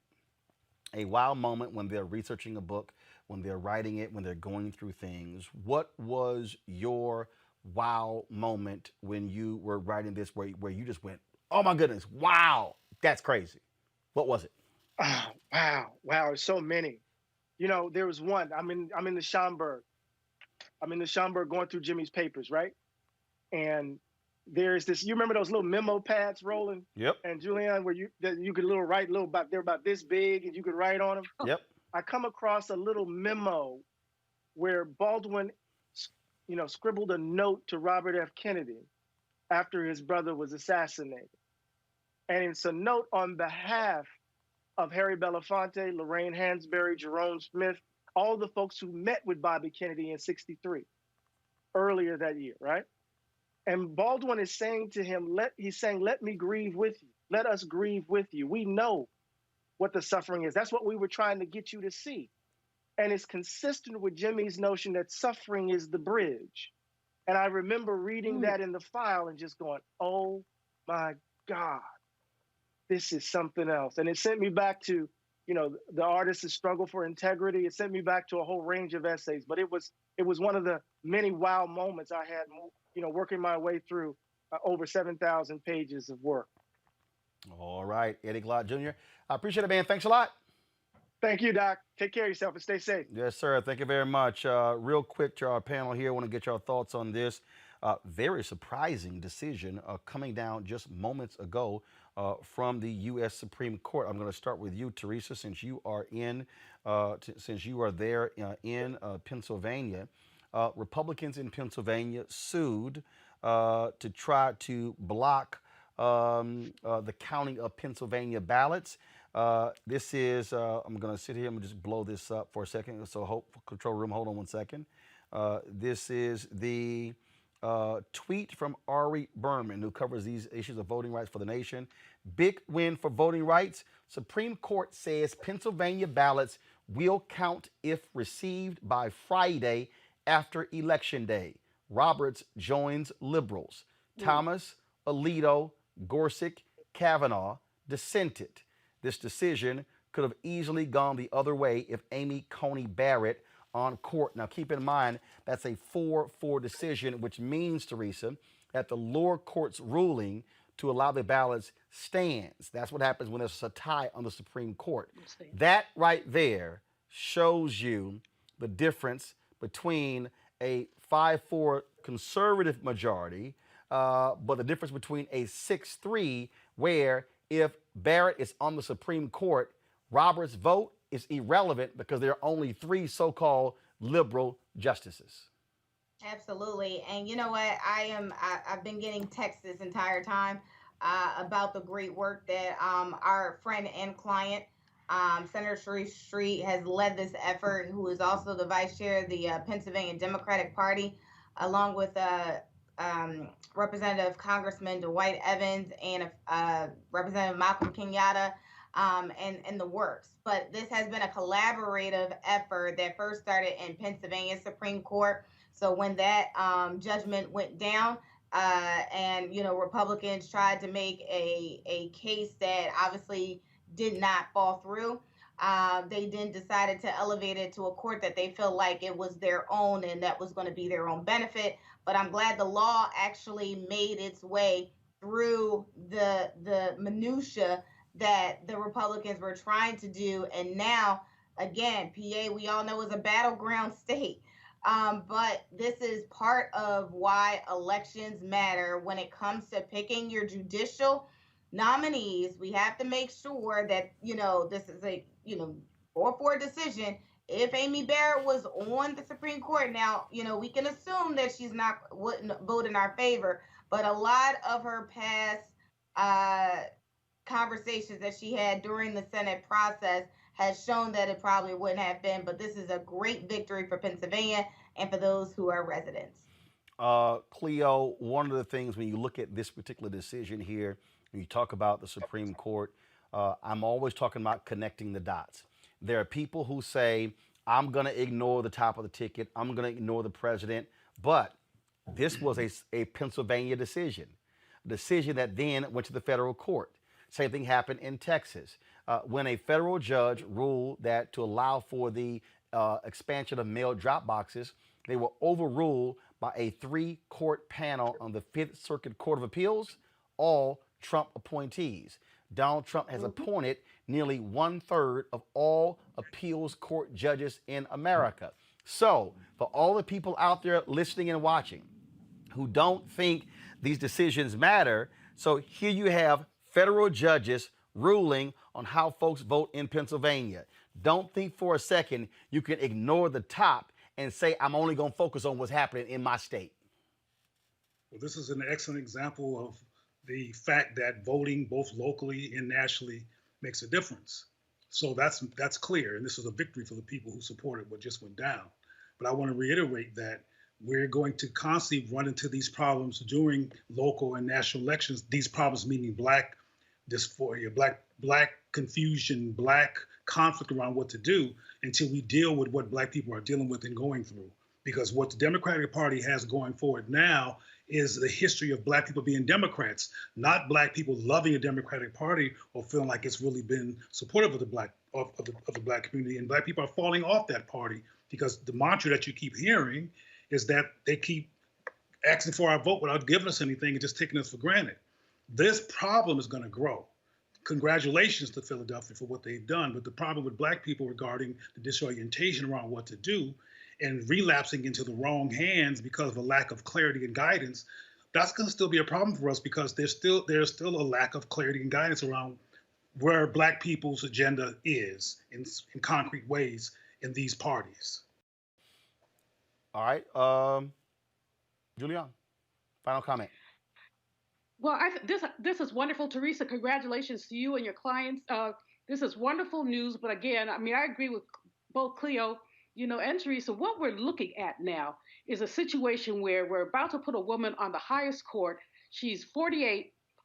She will be there for another at least 30 years, unless something else happens, but we're not going there. So she's going to be there for a long time. And she spoke in favor of voter suppression in her Supreme Court hearing. She talked about originalism in her Supreme Court hearing. And so what we see here is the continuation of voter suppression. And so, Cleo, while I don't think all people need to be, Black people need to be Democrats, nor do I think that the Democratic Party has been cool consistently with Black people, I think that Democrats could make a case as to what the difference has been in terms of who were those judges who basically said, yes, we'll continue to count the ballots. Who are the judges in Texas, as Roland said, all Trump appointees who said, no, we're not going to allow any wiggle room. And so the Democratic Party, while not perfect, let's not let the perfect get in the way of the good. Democrats aren't awful either. And they're a lot better than the Republican Party from where I sit, economically, politically, socially, and in every other way. Julian, Cleo, Teresa, I certainly appreciate y'all joining us on our panel today. Thanks a lot. Thank you. Folks, coming up next, we'll talk voting with Sheila E, Patti Austin, Brenda Russell, and Ms. Carrington. All of that next. Roland Martin Unfiltered. I think that the millennials are now beginning to understand that there's a difference with elected officials and how they handle public policy, and there's a difference between those who just want a title and want some perks and a little upward mobility, and those who are saying, hey, this is who I am, like me or not, I'm gonna tell it like it is, and if that means I don't win my election, then so be it.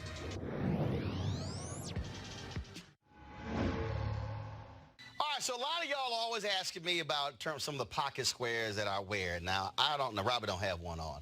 Now, I don't particularly like the white pocket squares. I don't like even the silk ones. And so I was reading GQ magazine a number of years ago, and I saw this guy who had this pocket square here, and it looks like a flower.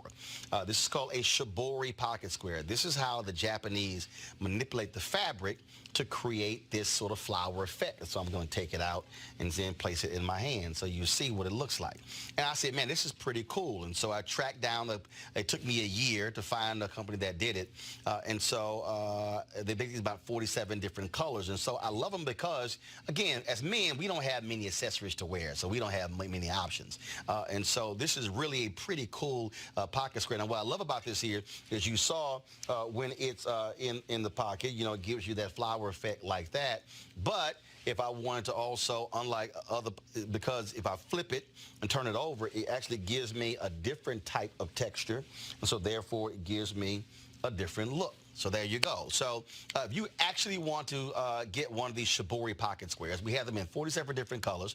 All you got to do is go to RolandSMartin.com/pocket squares. So it's RolandSMartin.com/pocket squares. All you got to do is go to my website and you can actually get this. Now, for those of you who are members of our Bring the Funk fan club, there's a discount for you to get our pocket squares. That's why you also got to be a part of our Bring the Funk fan club.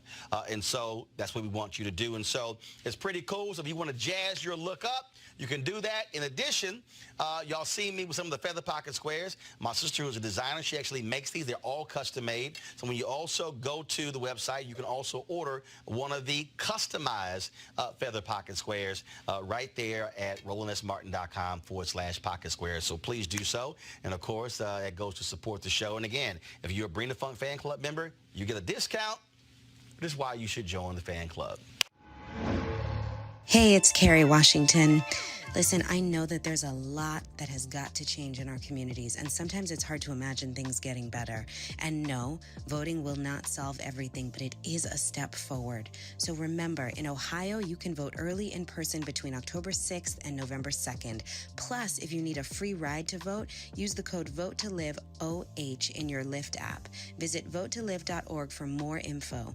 Paid for by Collective Future.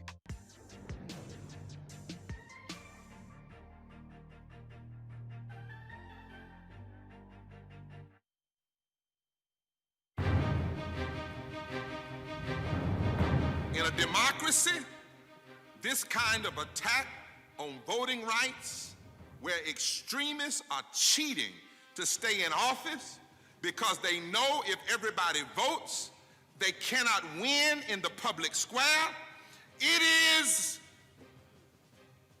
here it is, sin. Now, I know you universalists don't like to use that word too much, but you better hold on to it.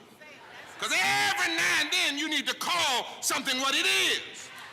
It is sin.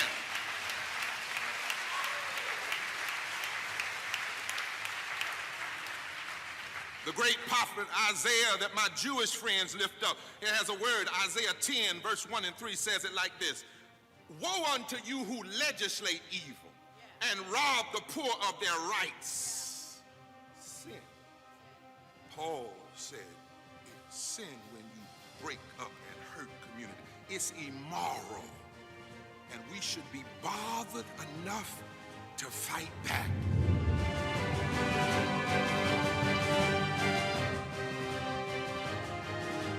All right, folks. My man, Reverend William J. Barber. If y'all want to check out that full video, just simply go to the Repairs of the Breach YouTube channel. That sermon took place March 6, 2015. All right, folks.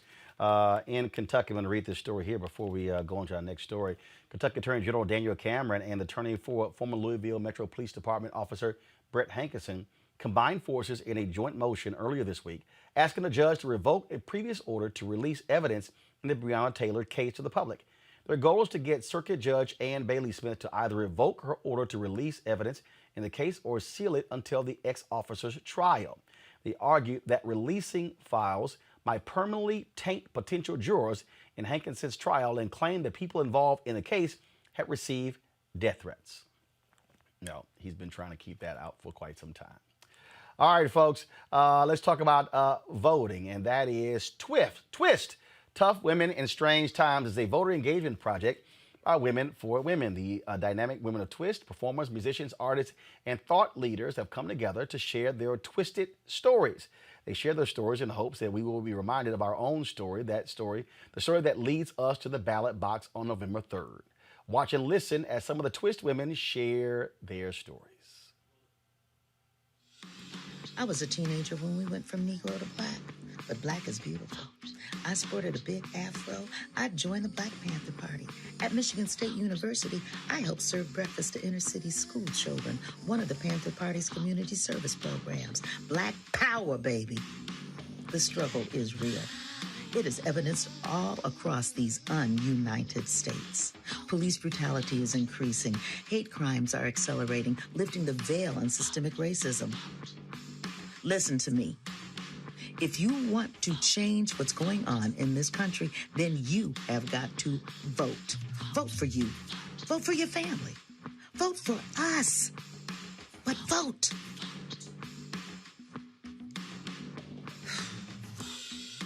Plan your vote.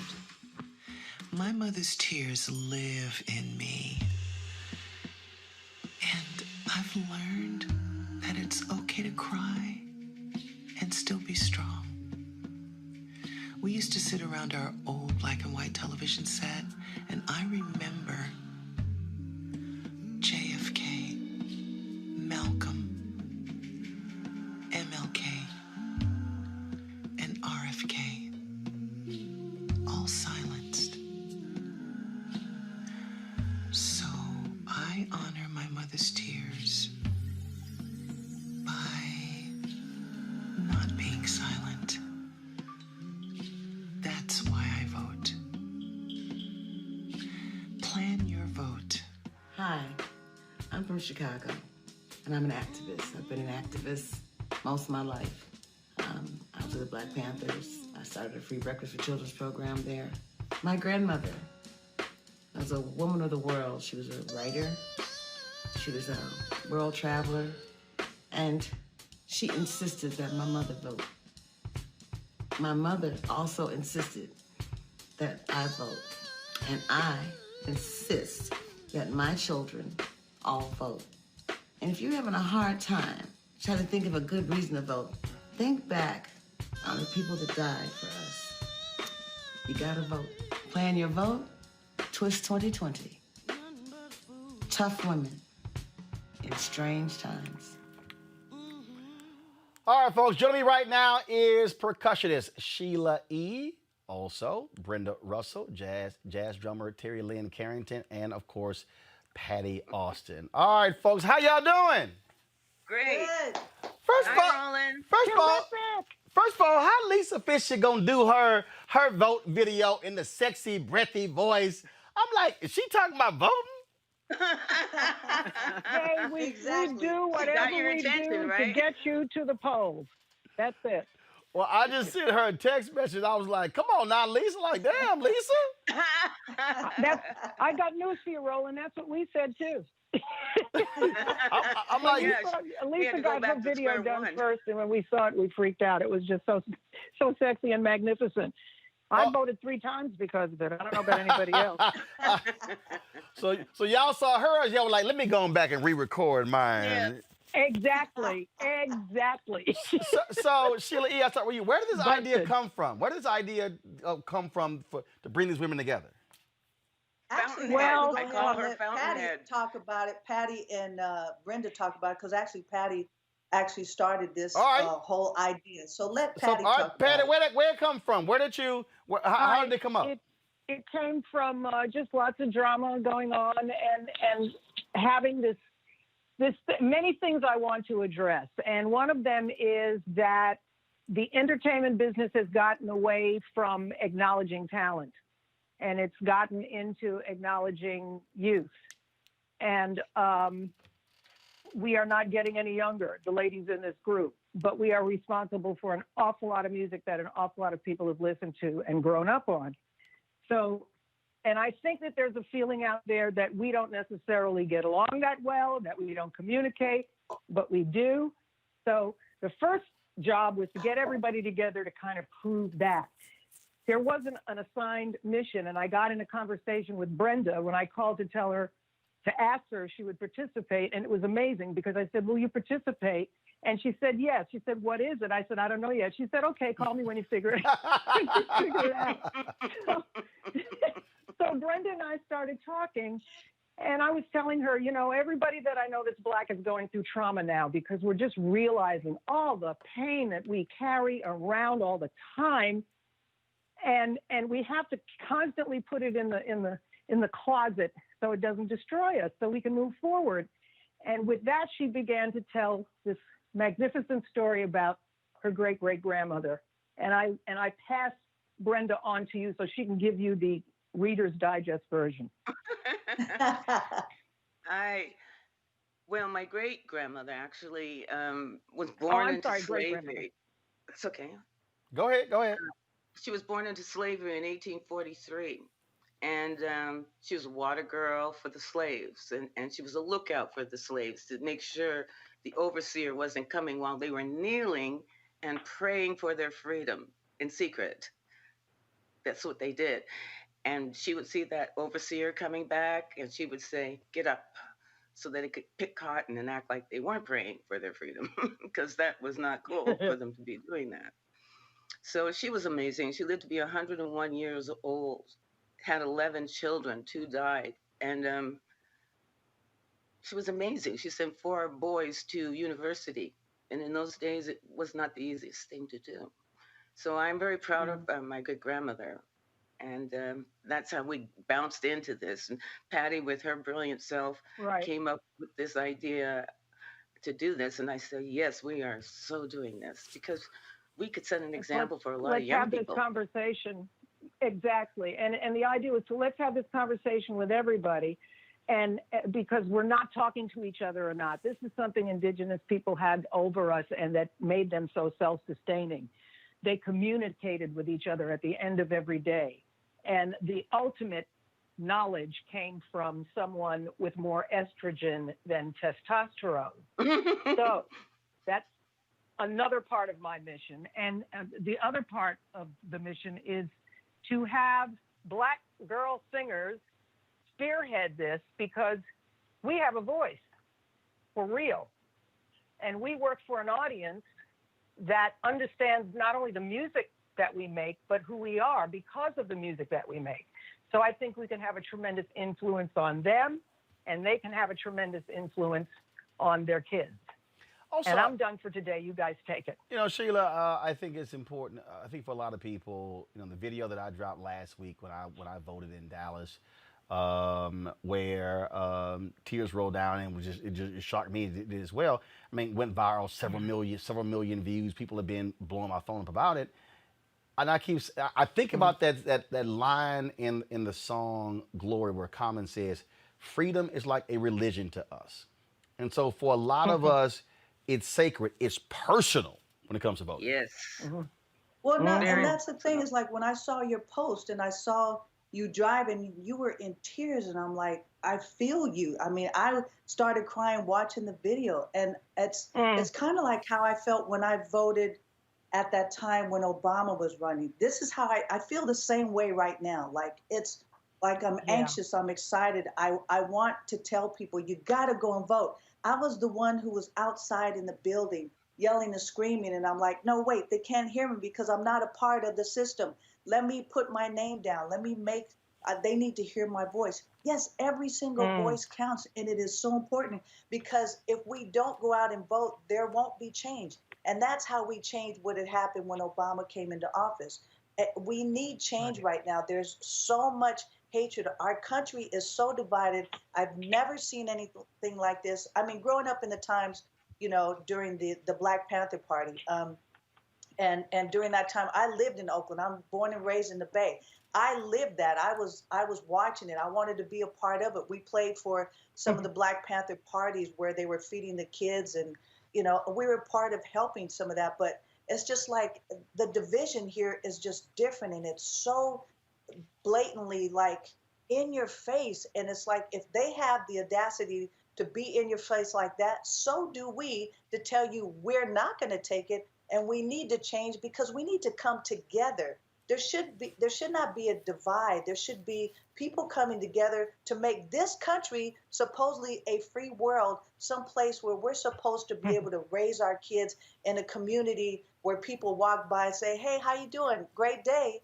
You know, instead of spitting, I've been spit on, pulled on, beaten up back when I was growing up. I went through that. Even though I'm Kiki with the good hair, it's okay. I'm just saying, I still got, you know, beaten and beat up, I should say, and talked about because I was brown, because brown really didn't exist. Mexicans were the lowest of the totem pole. And when I started hearing how this administration was saying Mexican people are rapists and they steal and they cheat and they murder people. And I'm like, how dare you talk about my family, my grandfather who came from Saltillo, Mexico, came over here and raised a family, a beautiful man. He was here in this country. He worked hard. How dare you disgrace my grandfather and my family? It's not cool. I hear you. Terri Lynn, go ahead. Terri, go ahead and weigh in. Yeah, Terri, please, Terri. Yeah, Where are you, I Terri? hear you, Sheila. How dare you disgrace our history, our families, because we're more connected than we are separate. My feeling is that so many people lost their lives for this right to vote. And how dare we not exercise our right, based on just the history of our grandparents even. It's not that far back. My grandmother was born a few years before the Suffrage Act, and she lived to be 100 years old, and she was able to vote for Obama, and that meant so much to her. And I was born in 65, just a few days before the Voter Rights Act was signed. So I was even born in a time when every Black person couldn't vote. So I think, the question really is to our community: do they not understand the price that was paid and that they've been paid for, as Dr. Angela would say? So I think, getting the message to the younger community is extremely important. I think a lot of us, our own generation, I think they understand it better, but I still run into students that say, they don't think it affects them, or what's it going to matter if they vote or not. And then we have to really break it down. So, it's nothing more important than voting right now. Brenda, go ahead.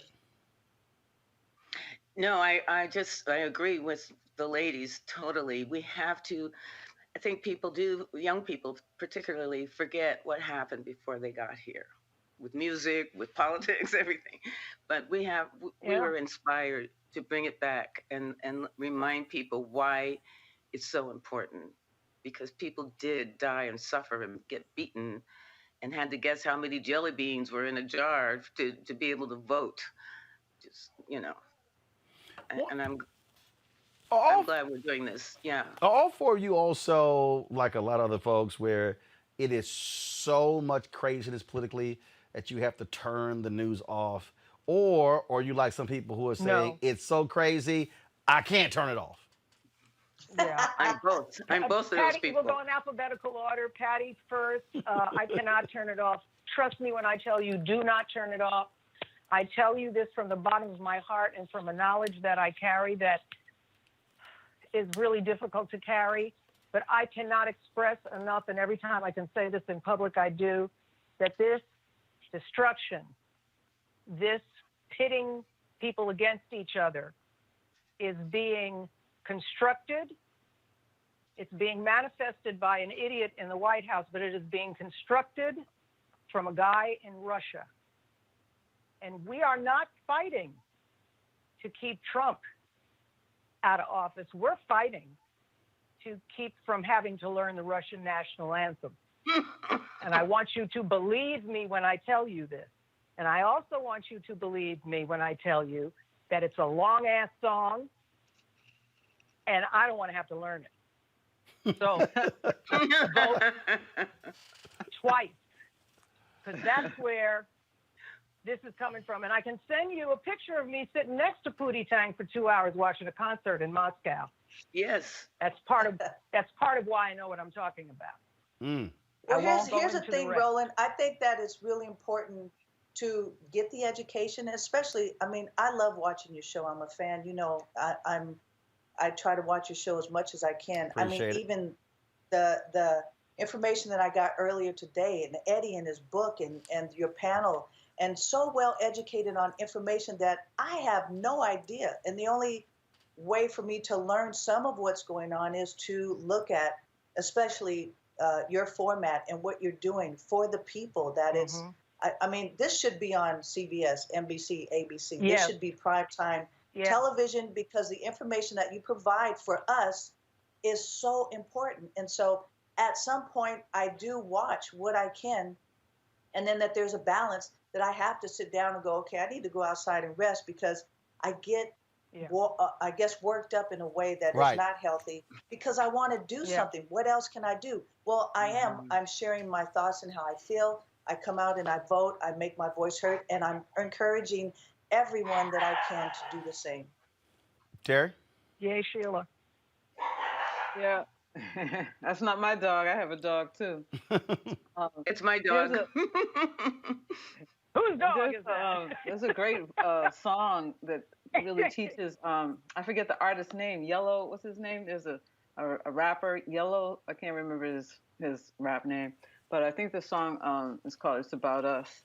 And there's a lot of young people in hip hop that are spreading the word, and he broke this song down with all the different divisions of the government, and it's really educational.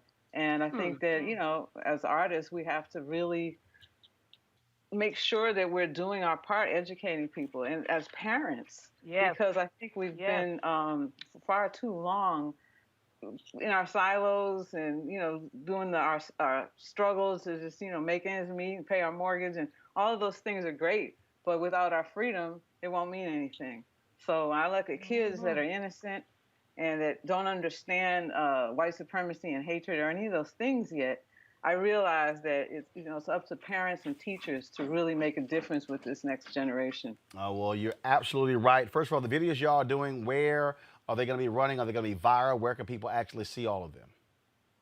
Well, we are compiling them all together, and you're going to be able to go to twist2020.com. That's www.twist2020.com, and see them put together in a little mini-series. And we're also going to announce tomorrow, but this is a pre-announcement on the pre-announcement, that we're going to have a challenge. We're starting a challenge because we want to build a library out of our sisters out there talking about not only why they vote. We plan on carrying this beyond the election to issues that are out there that we need to be discussing in-house. We need to have a family conversation. So we're going to ask everybody out there that's a lady, that's a little bit brown, to join our challenge, and it's This Is Why I Vote. So here's what we'll do. This Is Why I Vote challenge. So Patti, once y'all actually have those videos compiled, what we are doing is, first of all, I hit this every single day. We are actually running various PSAs. So once y'all have that ready, what we'll do is we'll feature those every single day on the show. And why can we do that? And why can we do that? Because I own this shit.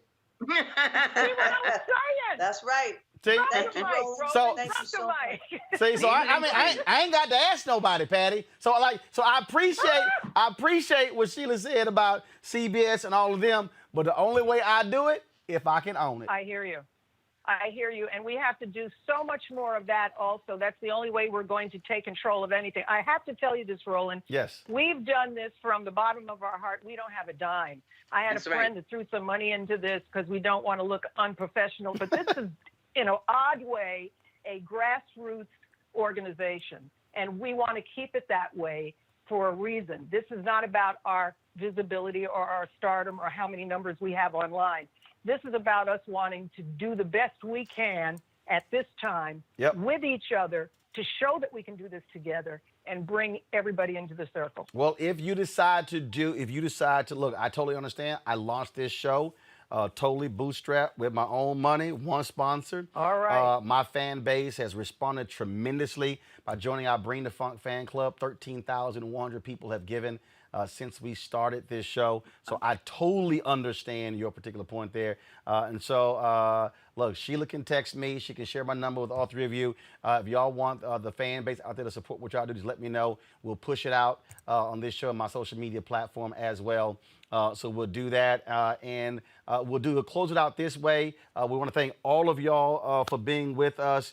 And Terri, this is also how it happens when you got your own show. I actually have an iPad that I'm able to pull stuff right here from the set. I don't have to worry about the control room. So the video that you're talking about, Yellow Pain, While We Vote, we're going to play it right now. Terri Lynn Carrington, Sheila E, Patti Austin, Brenda Russell. I appreciate it. Thank you so very much. Thanks, Roland. Love you, Roland. All right, folks. Thank you very much. Love y'all as well. All right, folks. Don't forget, we're going to go ahead and roll the video. Plus, you have the music playing while I'm talking. Support our Bring the Funk fan club. Every dollar you get, go support what we do. RolandMartinUnfiltered.com. Support us at Cash App, of course, /$ RM Unfiltered. Also, PayPal.me/R Martin Unfiltered. Venmo.com is /RM Unfiltered. Mail a money order to New Vision Media Inc., 1625 K Street Northwest, Suite 400, Washington, D.C., 2006. Raleigh, North Carolina, I'm broadcasting live from your city tomorrow.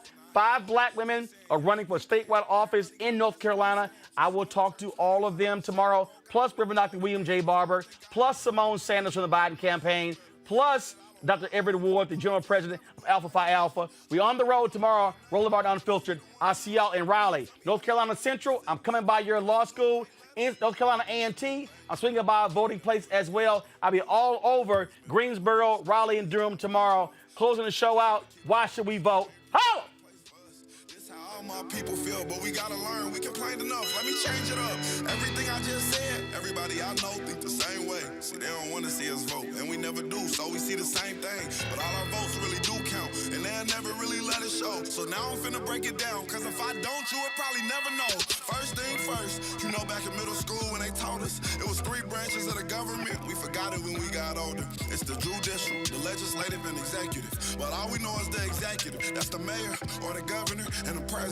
Now none of them 3 people make no laws, they just be checking them. The laws come to their desk and all they do is say no or yes to it. So when the news station tried to tell us that Barack Obama couldn't put us on, we was all salty at Obama when it was the Congress members all along. We gotta focus on the legislative branch, yeah, they the ones that make the laws. Yeah, they the ones write how much food stamp money you get on the card. But when people that wanted to help us wanted the job, I know they probably lost. Cause we ain't even know their name, we ain't know their face, we ain't know it all.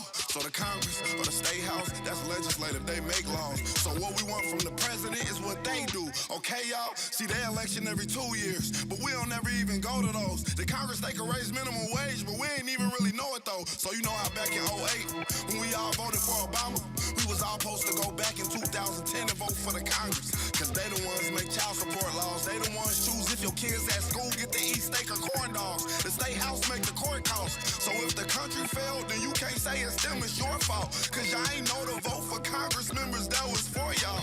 And they don't gotta leave after 4 years, and we just let them sit. See, they don't wanna tell you this, they want you to focus on the president. Now the 3rd branch is the judicial, that's judges.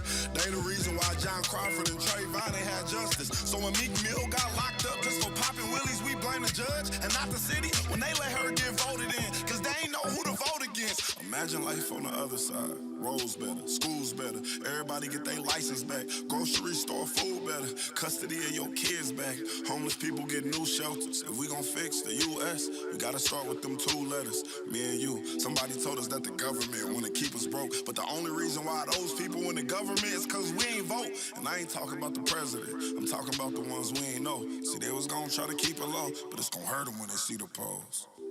Every time you stay home, someone is making a decision about you, making decisions about the air you breathe, the water you drink, the food your kids eat, and how much money you bring home every 2 weeks. So every time you sit out an election, every time you don't show up because you think it doesn't matter, someone else is happy that you didn't show up, so they can make that decision for you. Vote.